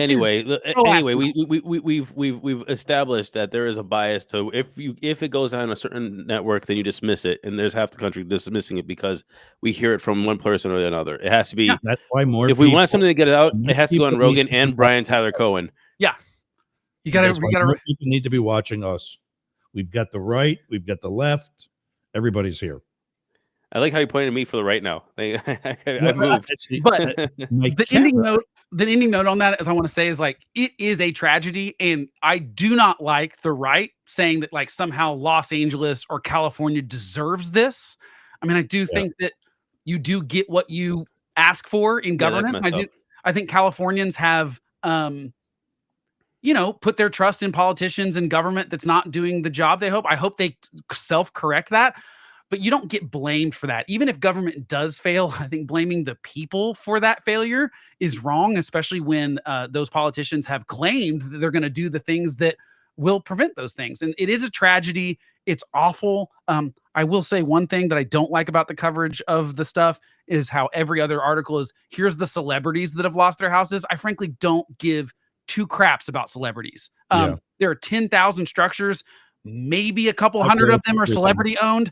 I do not care about the celebrities. They're going to be fine. They're rich. Even if they're not insured, they'll build another thing. It's still sad. It's still a tragedy. I just don't want to cover it. I think it's weird. Yeah. I've lost everything in my life twice. That sucks. Because of something like this. Yeah. Never once was I in the media. Right. And so except for me doing it myself. The people that the business owners, I mean, it's awful. I mean, it looks apocalyptic. It's absolutely terrible. I hope they can manage to get the fires out, but I mean, right now it looks like there's they've not contained even any of these. It's supposed to be windy through next week. Right. And like I said, that's why you have to do the preventative stuff, because it is very, very hard to stop these fires. That's the only way you can prevent them, is by having big giant patches of land that don't have that fuel for these things to keep moving, because these winds are going to happen. The winds have always happened in California. They've gotten hotter because of climate change, but the winds have always been there. This is a pattern. It's just that the season's gotten longer now, and government has to adjust. And if government can't do the basic blocking and tackling of what they're supposed to do, we got to throw them out. We got to say, I think Newsom should go. I think everyone in the government should go in California, because this is a failure on. And by the way, after a failure just a few years ago where we had giant wildfires, they got to go. Are you countering my dick jokes with football analogies? No, I mean, I'm just saying, like, it's just a good way to say, like, this is the basic stuff you're supposed to be able to do. And they're trying to solve inequality. It's not. It's just not your job. Your job is to prevent this kind of level of tragedy, to make the bridges and tunnels and all that kind of stuff work. It's not to, and they even took money away from the fire department to try to solve homelessness. And I don't begrudge them for having that problem of homelessness, although it's kind of a problem they created. Just one more thing. I just imagine Blake's wife as this very quiet, patient individual that deals with Blake day in and day out, just deals with him. She does deal with me for sure. She deals with me a lot more than I do. Is this your therapy? You get to actually vent finally? Oh, I vent all the time. No, this is me. Everyone, this is me. Has always been me. It's a prickly thing. You either love or hate me, I think. Oh, by the way, congratulations, Oklahoma, on 2 things. Number one is you guys might approve a Bitcoin reserve, and also you guys just can't beat the Cleveland Cavaliers. So that broke our 15-game streak. I was bummed. Hey, but it'll be fun. Maybe some fun playoffs. We could be seeing each other in the finals. But my team's out too. Penn State lost last night in the last 12 seconds. Notre Dame put a field goal to 27-24. Yep. The Bitcoin thing I've not looked into very much. I didn't know about it until you sent it to me. I know one thing was just about being like paid in Bitcoin, but I haven't seen the reserve thing, so I'll have to look into that some more. Yeah, you guys guarantee self-custody too, which is something weird that you have to what's the word? Well, actually put that into law, but yeah, I talk about that. Because that's actually on the list. Bitcoin is actually back down below 100,000 again. It's leveling off, I think, at 95. Oh no! And hey, I want to get back in a little bit more than what I am.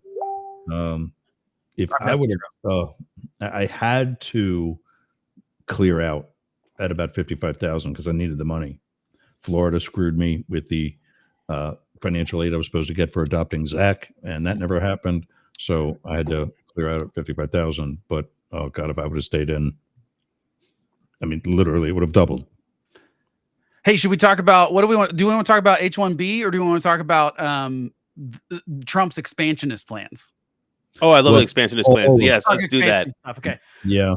All right. So Greenland. Who wants to give us the rundown? Greenland. What I don't understand are I get the Panama Canal. Yeah, the short version of this is Trump wants to. He's talked about Canada in the United States, Greenland, Panama Canal. Among other things, and it's kind of opened up this thing. And he wants to show just how big he's not, because that was already talked about in open court too. Yeah. So things that get skipped over, but I get the Panama Canal, even though he has no legal justification for it. I get the strategy. We don't need it, America, baby. Well, but Panama Canal. I understand a little bit because China does. Control some stuff outside of it. They're not supposed to have any kind of thing. They don't control the canal. They don't control it. No, but they have some, what is it, like ports or something like that, where I think they're worried about, like, in a conflict, what would they do? Fine. You know what? If we're worried about China controlling things that's going to be against our interests, and we're also worried about not supporting the flag that's in our background right now because we need to worry about things at home, why don't we nationalize all of the Chinese properties that have been purchased around literally all of the strategic military bases? Yeah, I don't think we should allow China. I don't think we should allow Chinese nationals to own land in the United States. Whoa, wait! Don't you have some kind of like cheering sound or anything, Ross, for that of us all agreeing on something like at once without even a discussion about it? I had some confetti or something. I think they could even blanket it. I don't even think you have to target it to China. I think you'd say like you can't own. Like you could. Let them own like anything with property. There you go. There's my confetti. You see, I got it. How'd you do that? It's on his camera. Yeah, I don't have that. I have do it on this computer. When we talk about China owning property, this is what I have to say. First of all, what? What? That's it. That's all I got. Wake up, okay. So you guys want to hear my conspiracy theory real quick? Sure. Give me one and a half minute. Okay, so everybody says that this is kind of crazy, Greenland, Panama Canal, these other places, whatever. Here's my conspiracy theory. My conspiracy theory is Trump has already been talking to these places, and he understands what's going to happen. He knows that China is doing an imperialistic financial march into Africa, these other places, the Middle East, the Stans, South America. They're probably going to go into Taiwan, and he's like, okay, this is what's happening in that region. South Korea had a coup. Like, where did that come from? All we know is if they did, pull that off, that weakens the United States and Western influence in that area. So, and we have Russia. It's in Ukraine. Trump's probably going to side with Russians here and Putin. Who knows how much Ukraine's going to have to cede to that and whatever. I don't know how that's going to turn out. Will Russia actually go and try to take somewhere else like Poland, whatever?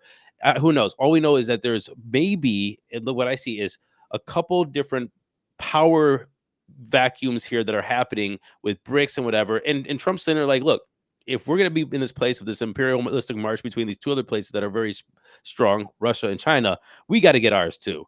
And how are we going to pull the coalitions of Western places? So we have America, Canada, you're going to be a state too. Greenland, you're going to get in there. We're going to take all this northern hemisphere. We have receding ice caps as well in the North Pole. So that can be a shipping route if we can get through that now. If those ice caps go away. And so we need to have this Western bloc that is now all coalesced under the United States. We're going to be Russian and Eastern European bloc, and we're going to put England and the UK and France and Spain into our bloc, and then China's going to have theirs. And that's how he's, I think, strategically moving this forward. So do you think that finally the world is at a world war? No. Oh, geez. Oh, until two major powers are in conflict with each other, then no.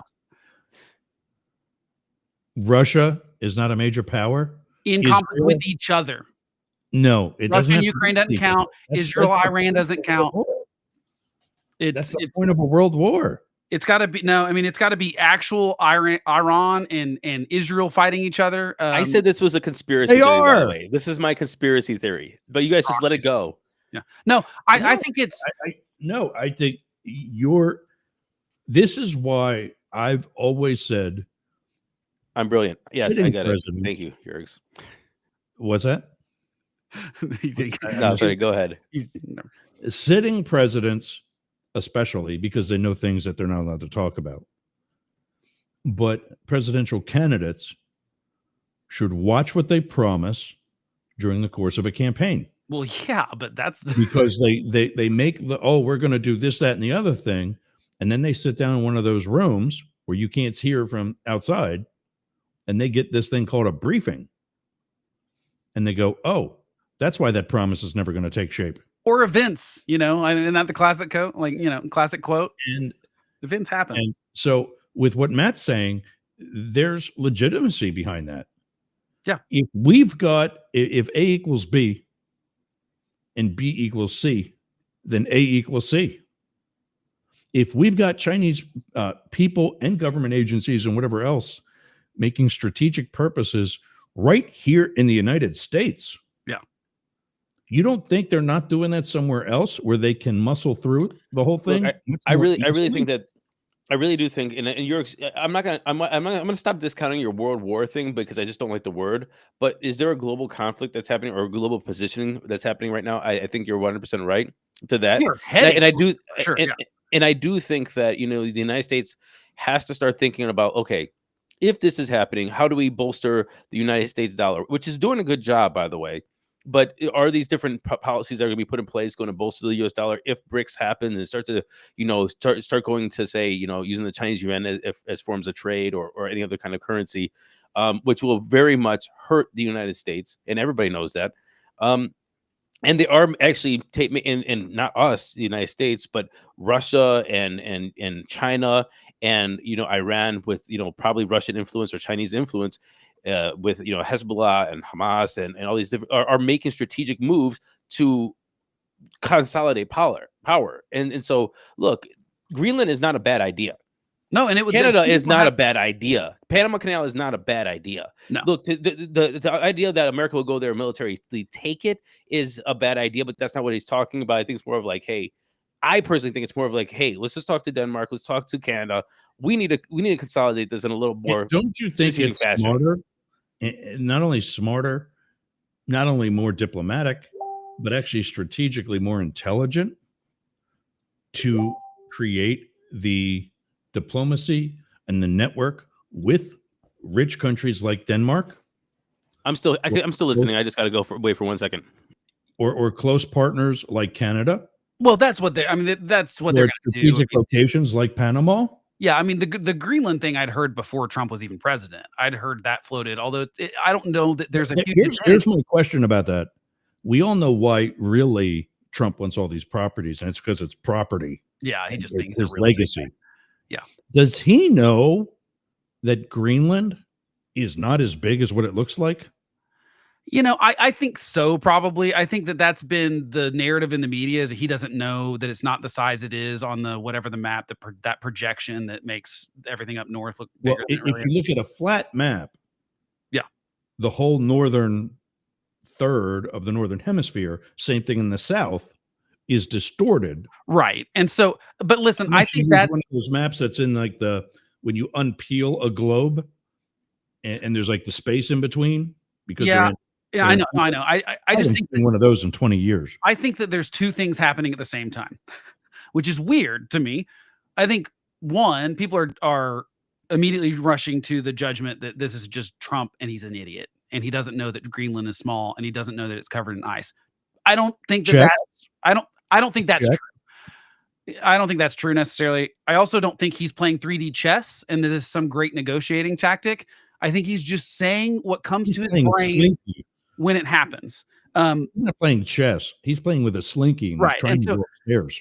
So like I said, I don't think the Panama and Greenland strategically are terrible ideas, especially if you're concerned about the Chinese potential or trying to take the Panama Canal or something. Now we already have a treaty with Denmark where we would defend Greenland. It's already a strategic thing. We already have military there. We already have some stuff. So I don't know how much we gain strategically militarily if we are in a World War III situation by having Greenland, because we already have not a treaty with them. We have it's like what we had with Ukraine too.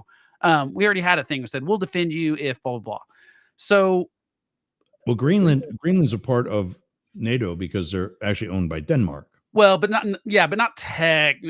They're not really. It's They're an like- independent thing now. It's like Canada. It's still owned by the United Kingdom. That's why it's called the United Kingdom. Yeah, Canada. The Canada one is the dumbest one of all of them, though. I think because I don't think there's any realistic way that would ever happen. I think you're more likely to have It much more is ceremonial, but it is still legitimate. Right, for but it's example, not- The UK has Canada, Australia, Yeah. parts of India, some countries in Africa, few islands. Belize in Central America. Yeah. They're all part of the They're all independent countries. Right. They all do their day-to-day thing, and the king doesn't know squat from anything else. But when he visits Belize, or when Prince William visited Belize, it was an official visit. Yeah, but I don't think they're It's technically country. in the United Kingdom. They are. I think they're technically a little different than that. We'd have to look The that up. Queen, until recently, was on Canadian money. I know, but that's a monarchy Only one thing. reason. That's a monarchy thing, Because- not a government thing. And so there is a difference. I Correct. think, yeah. There's two things that are an authority within a country: the chief of state and the chief of government. The president is both. They're not, though. Belize achieved Constitutionally. full independence from the United Kingdom on September 21st, 1981. So They're still part of the United Kingdom. they're not. They're totally independent from the United Kingdom. They might still have like Commonwealth status where the They have a citizens can go it's a there Commonwealth and kind of thing, but it's not. They're not part of the United Kingdom. like they're not part, but it's kind of like Hong Kong. Like people in Hong Kong can pop over to the UK if they want If to. Belize and- gets attacked, we do not have to defend them as a NATO country. Anyway, long Who? story short, there's two things that I really thought Belize is were not good. NATO. They're part of the United Kingdom. No, United Kingdom is in NATO. That's the United Kingdom. Right. What I'm saying, Belize Yes. is not part of the United Kingdom in a way where if they got attacked, we would have to defend them as a NATO country. It's not. That's Yes, not. it is. I don't think so. I've been there 17 times. I promise you it is. I mean, I'd have to look into that. I like how United yours States- always does that. He's like, I've I've been there, so I know. I've Very seen cool, man. more United States warships in the Caribbean off the coast of Belize than I've seen Belize warships off the coast of Belize. I bet you the South Koreans and the Japanese could say the same thing. Yeah, I mean, I don't. I mean, well, I don't know all the details of how. You're right. I know the Queen still. I know, like when the Queen died, there was like ceremonies in Canada and stuff like that. But I know Canada is in no way in the United Kingdom. They're not legally. Then you need to reprint all of their money because the Queen was on it.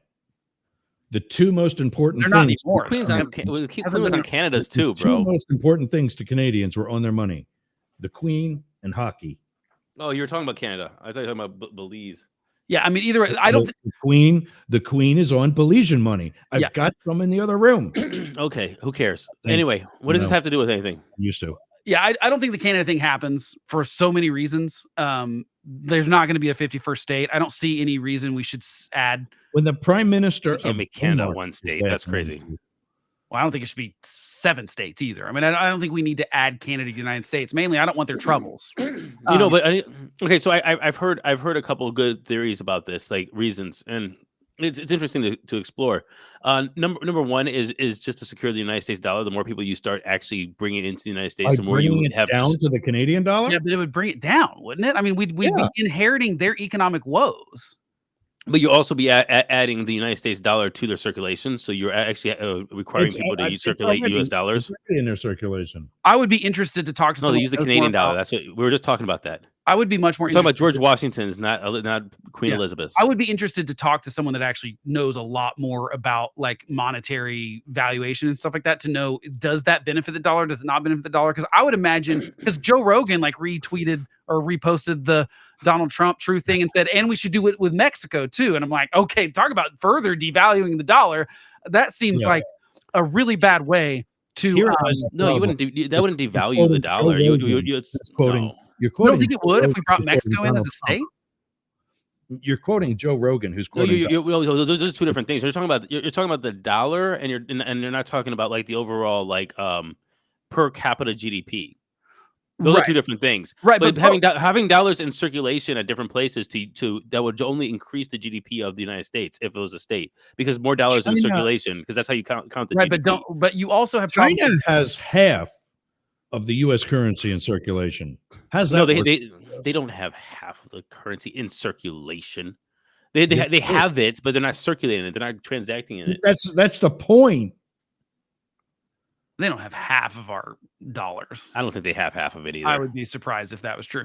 No, but I'm just saying, yes, you're right, more in circulation, but at the same time, if you take those in as part of the country, you have a lot of cost and inflationary effects potentially too. Look, with Canada. As far as how much of U.S. currency does and what gets filled in, China have.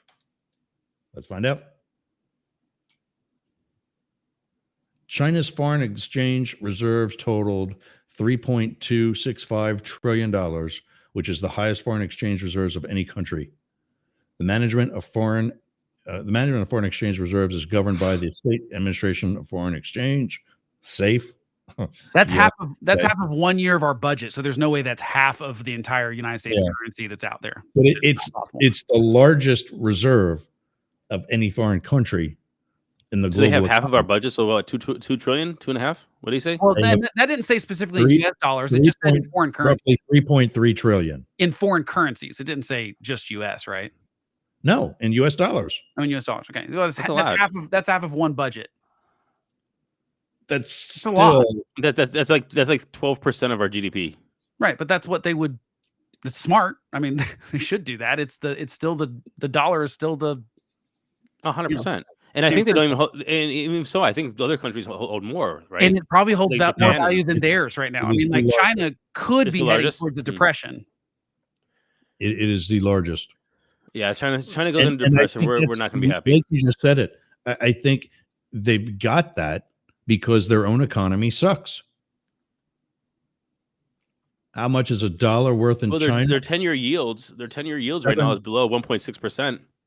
7.33 Well, yen. and that's what they tell us it is, by the way. Right, and that's because they were doing a lot of stimulus as well. So And they're like, probably lying about that number. I mean, like most people think that those numbers are actually much lower than what the Chinese government is telling us. And so, yeah, you're right. It's and you saw our 10 years are up to like 4.7%. yeah. And so what I'm That's worried phenomenal. about, what That's I'm gonna worried keep going about up. globally is it's pretty clear that like what you mentioned, Matt and Jurgs, is that China's obviously making plays for Africa and other regions, and Iran obviously is making plays for the whole Middle East and North Korea for Korean Peninsula, and we're having all these little geostrategic, like they're trying to take over these areas. The United States, in electing Donald Trump and this whole sort of America first thing, are in a kind of a weird position. Like, do you just sit back and let all that happen? And No.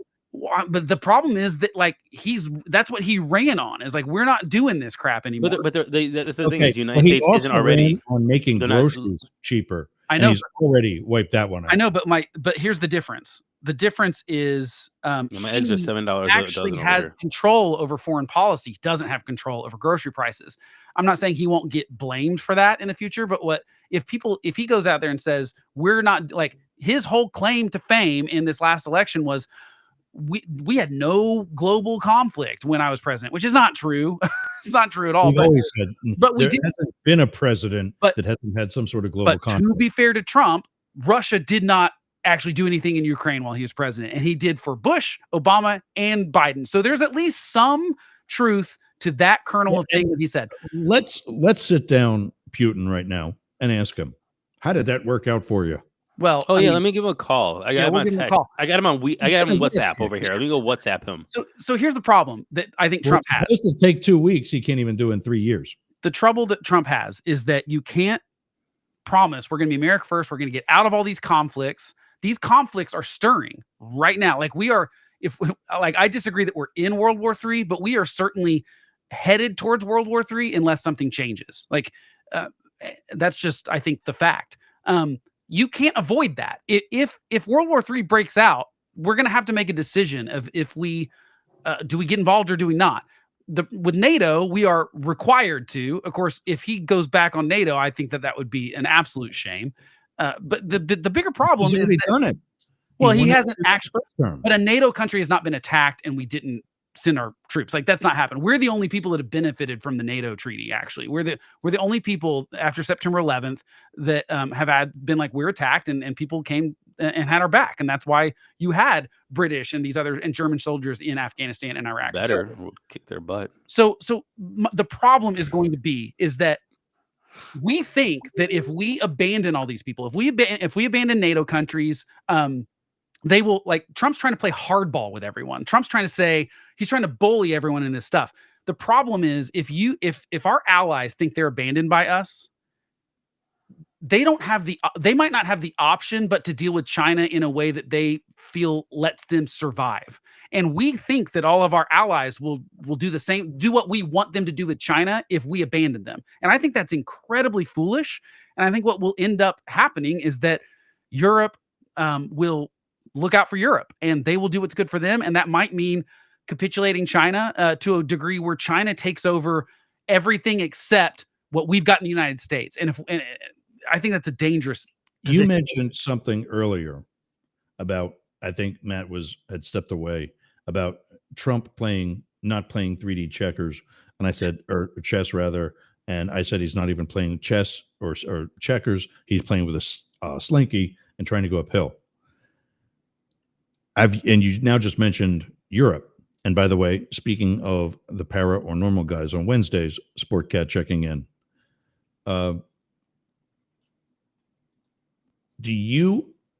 There was the interview with Trump on Twitter, and I, as I've said before, refuse to call it X. Is this the one with him and Elon, like Twitter. the audio one? Yeah. Okay. And it sucked. Trump showed his true colors by showing how stupid he is. And God love him, as much as I don't, Elon put up with him. Do you see now how we could be at World War? Man, you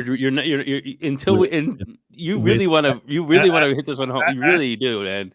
Hear this out. It's been like 4 months, and you're still trying to get us to concede and bend the knee. And I've been right all 4 months because well, now Mr. Doge Committee listen, really sir, doesn't care about the Doge Committee. 33% of this podcast, Because this radio spending show, his does money- not agree, only Stop a agrees with minute. this theory. 67% is against you, sir. It's mostly that I think you're not wrong. Now, listen. I muted, for those not seeing the screen, I muted both of these knuckleheads. He is spending his money as we speak supporting far right wing, and I mean literally. I'm not just using the word because I call Trump and DeSantis that every week, because they are. I mean, he's literally supporting the Nazi party in Western Europe. Yeah. Do you not think that degrades your calling Trump a Nazi when then you get, no, these are actually Nazis No, over here? Because Trump, there was one thing I was wrong about. Trump is not Hitler. Musk is. I also think that's Trump- overreach too. Trump is Himmler. Trump is the head of Musk's SS. That's what this is coming down to. He is right now. He just interviewed her, the head of the Nazi party in Germany. It's not the which, by Nazi the way- party. That's which, not by what the it way, is. Don't which, hold by on. the Wait, way, Yerks, you is don't. It's not illegal. called the Nazi party. I know they're far right, but they're Of not course calling they're them not called the Nazi party. Don't They're call it not that. You legally can't claim. allowed. You can't claim They're you're not giving people. legally allowed to be You're- called the Nazi party. That is what they are. You can't claim to be informing people and then say something that's blatantly not true. I just disagree. It's with that. true. It's not. They are not the Nazi party. They're far right. I disagree with what Elon Musk is doing there. I don't like him interfering in elections, but they're not the Nazi party. Don't call them that. That's what they are. That's what literally everybody calls them. There they you go, Nazis? Yerks. I got. My friend agrees with you. Who's your friend?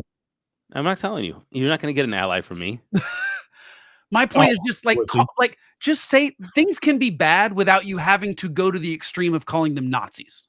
That's my point. I don't call everybody Nazi. You call everyone I Nazi control- so far I that you control disagree over with. this show. You literally have called Ron DeSantis a Of course. Nazi, Donald Trump a He Nazi, is. He's and a this entire party. fascist.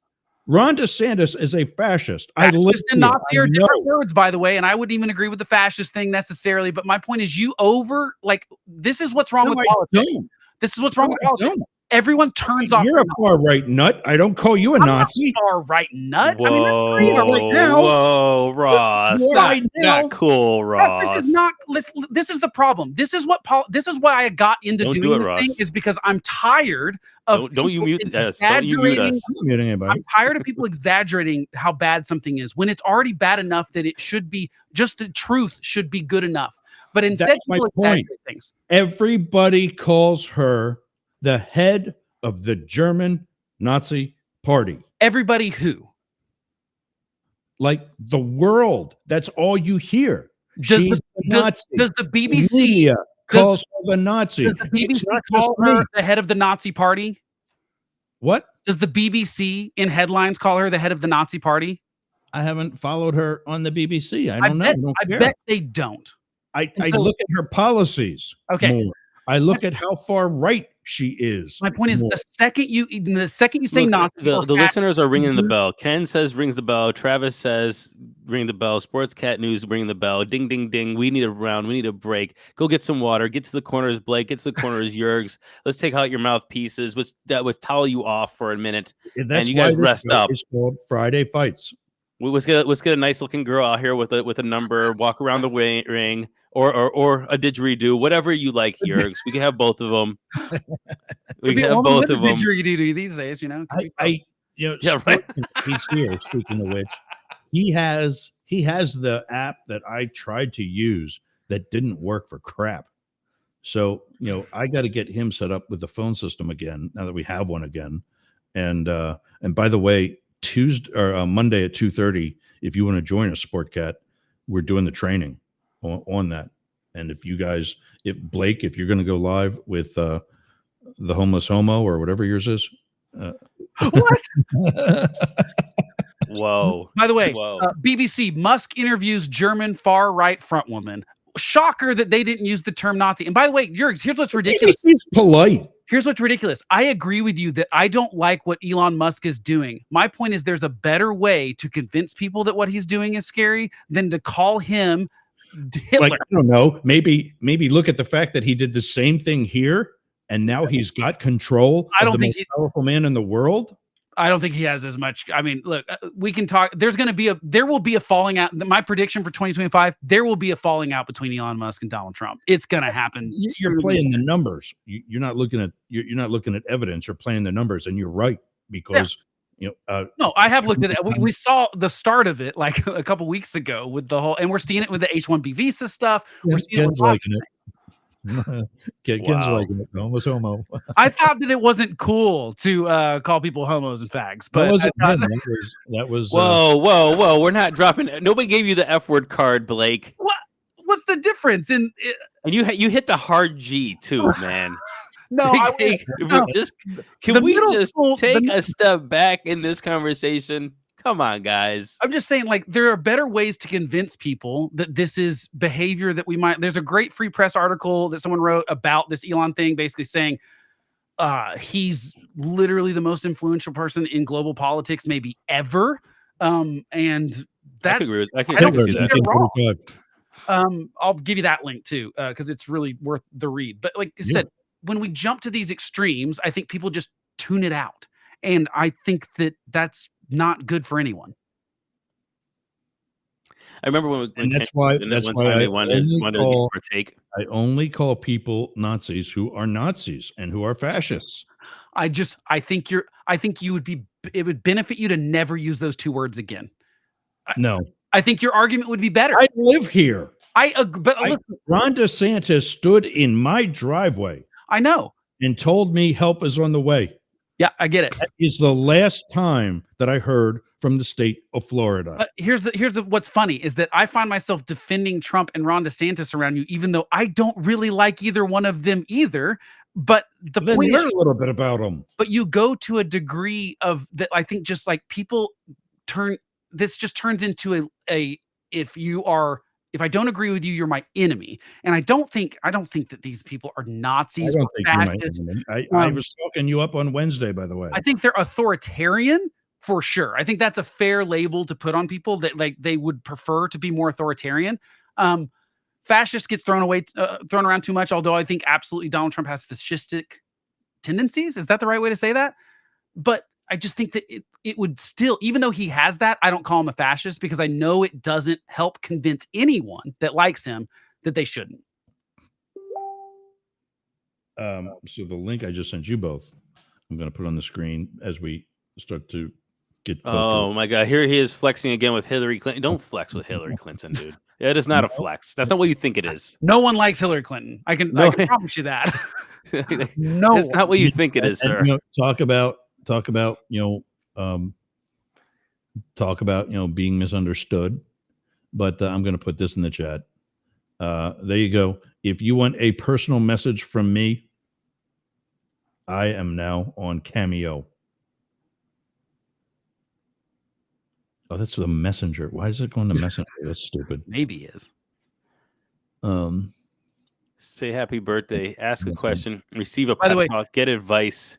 I can book that out. You can get we have to pump Jurgs really quick. If you want a Hillary Clinton supporter, Hillary Clinton, if you want Jurgs to say the person who guarded Hillary Clinton herself to give you a shout out for $25, he will. Happy birthday. You can give you advice, and for an extra $25, he will tell you a Hillary Clinton story. The best birthday present I ever got was a cameo, actually. Really? Who was it by? From who? Who was it? Justin Hawkins from The Darkness, my buddy.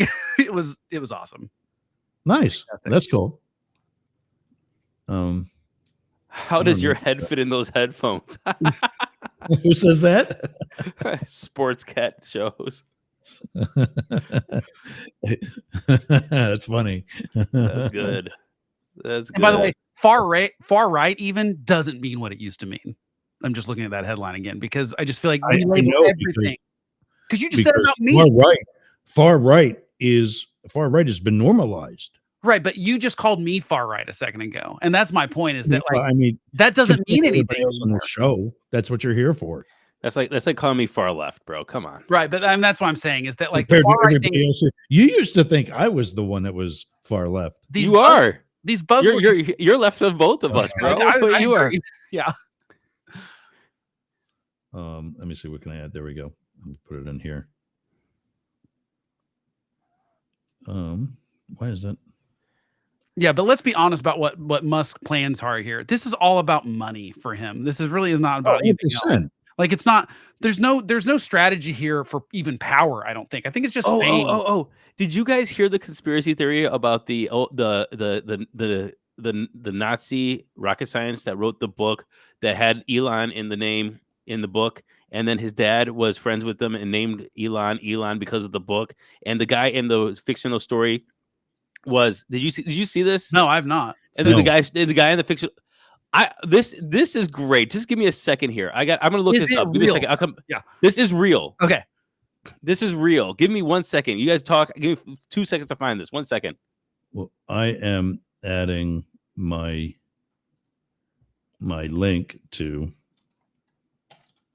Jurgs on Cameo.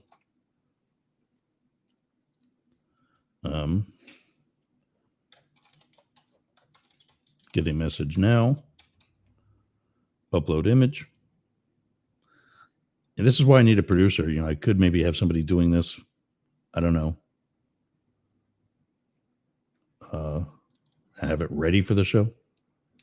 What are you looking for, by the way? I missed that. What are you?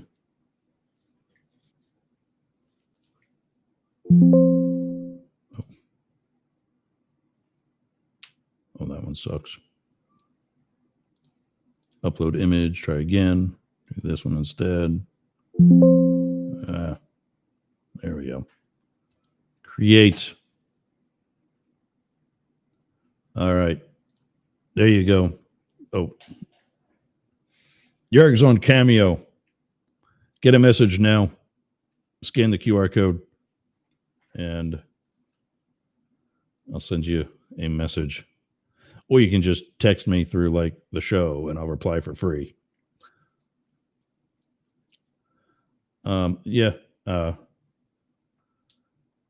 Super fan Ken keeping us all straight, or as much as possible. He said far right nut. Yeah, to be fair, and I do only have one nut, so then maybe that's okay. So you guys want to hear this? Really? Yeah. I want to say I knew that. Yeah, we've been talking about this a couple times. Not because anyway. No, not an accident. It was surgically removed. Okay, so you guys want to hear this or not? Yes, so I do. Yeah, I'm excited about it. Okay, so there's a book called Project Mars. It's by Werner von Braun, the guy who did the rockets for the Nazis back in the 40s during World War II, right? Yeah. So he moved to the United States in 1948. He wrote this novel. And the whole thing about this novel is, let me see here, the plot revolves around a group of explorers embarking on a mission to Mars aboard a fleet of spacecraft. Once they reach Mars, the crew discovers a habitable environment with signs of life. The person who is leading that colony there is named Elon. The Elon, they called him. And anyway, the Elon, so what happened is that I guess his dad, Elon's dad, named Elon after the Elon because of this book. And just so happens, as you know, Elon is trying to get to Mars and lead the whole thing to Mars. But there's actually more about this book. Let me see here. Life imitating art to a nth degree there for sure. Yeah. So anyway, it looks as it was like almost a blueprint of space travel, and apparently just this whole thing inspires Musk. But it all has big connections of like creating this whole the whole thing about the whole book was multi-planet society. We have to leave Earth because Earth is dying and we have to become a multi-planetary species. And the Elon was the leader of the group. Crazy. No, Crazy. I did not know that. That is bizarre because there's really no one else that could possibly, it'd be different. Like you hear people being named after books or pop culture characters. That happens fairly often. That's not unusual. But the difference there is that obviously if someone was a musician in a book and then you name your kid after that and they become a musician, that's not that crazy of a coincidence. But to try to go to Mars, which basically no one has ever tried to super do, crazy. That's, you know what I mean? That's a very narrow. But then you have to have the not even the will, the drive, everything had to work out that Elon was the Elon going like, and this is written by some Nazi rocket scientist. Like, that's just crazy, man. Yeah. Anyway, interesting. There's a whole thing about this, and I'll send you the I will send you the link so you guys can watch it on your spare time. Because sports cat shows is making sure to take jabs at us, talking to us that we make boring radio. So you know what, sports cat, who are you? I don't know who you are, but come on, so I can I can meet you face to face or ear to ear. Stay on topic next week. There's just a lot this week. We didn't even get to H-1B visas. Everyone I know was on the edge of their seat waiting for us to talk about H-1B visas. I'm sure we'll have plenty of time to talk about that, though. Everyone, you know, absolutely. H-1B is not the new bird flu. It's different. Well, that's funny. It is according to some Republicans that don't like.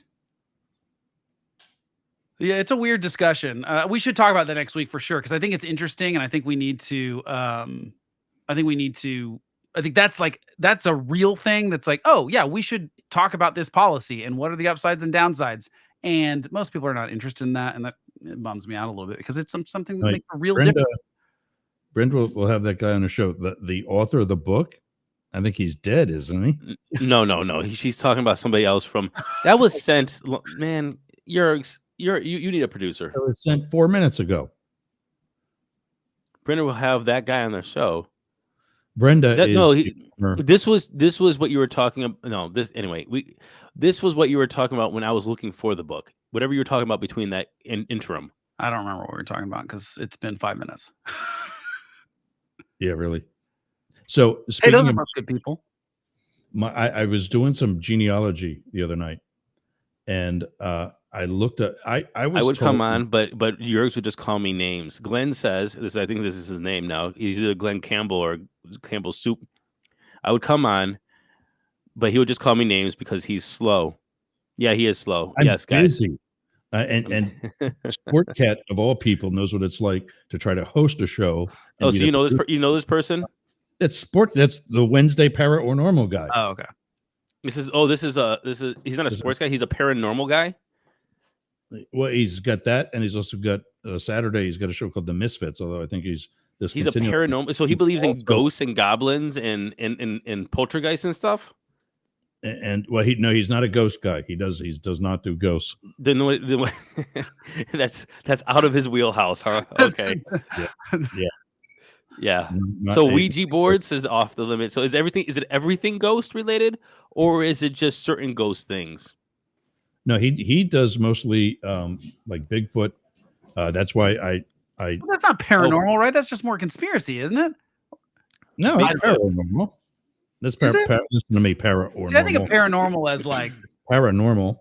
I see your son likes girls. He's on your team. Yes. Yeah, I saw him walk through the back of your frame with a girl. My man. Yeah. Cute couple. That's what I'm talking about. Everybody in the radio is saying hi to you too. Oh, that's not what we're saying. All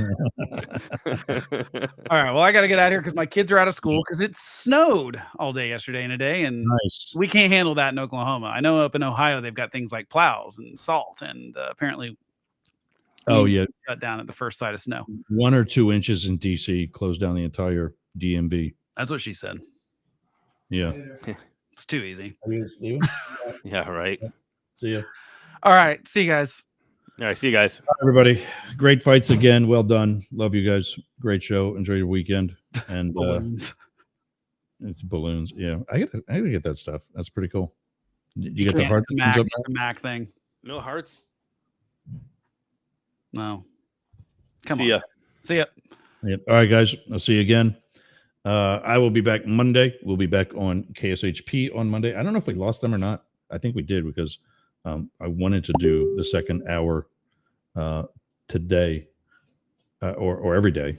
But they've got something else that comes on at 9:00 local time.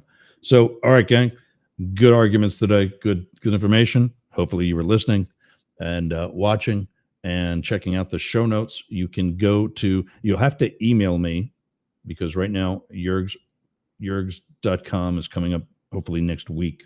But if you email me news at NEWZ, NEWZ at YERGZ, I can send you the show notes where you get the links and everything that we talked about during the course of the day.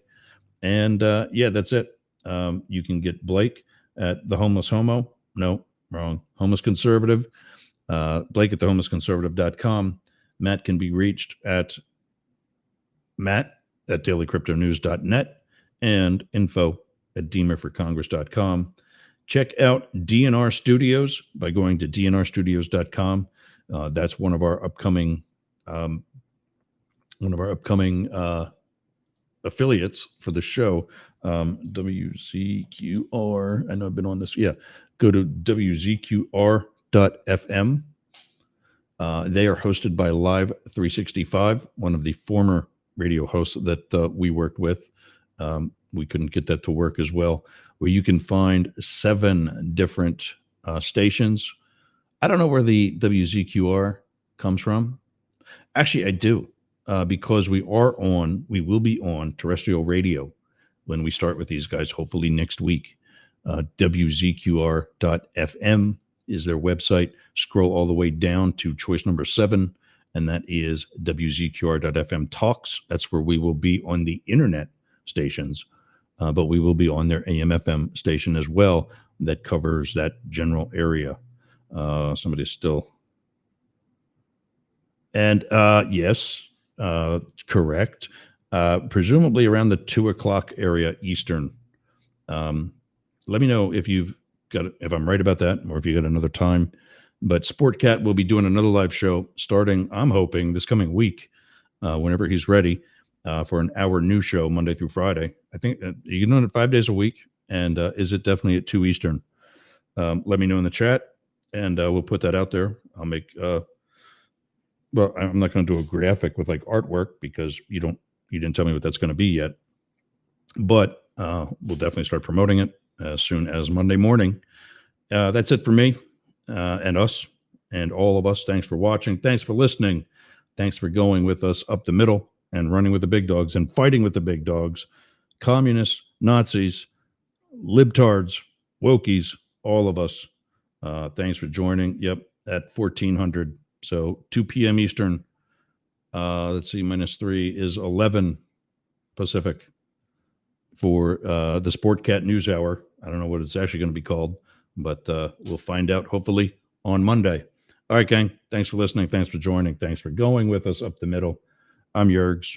We'll see you on Monday. Have a great weekend.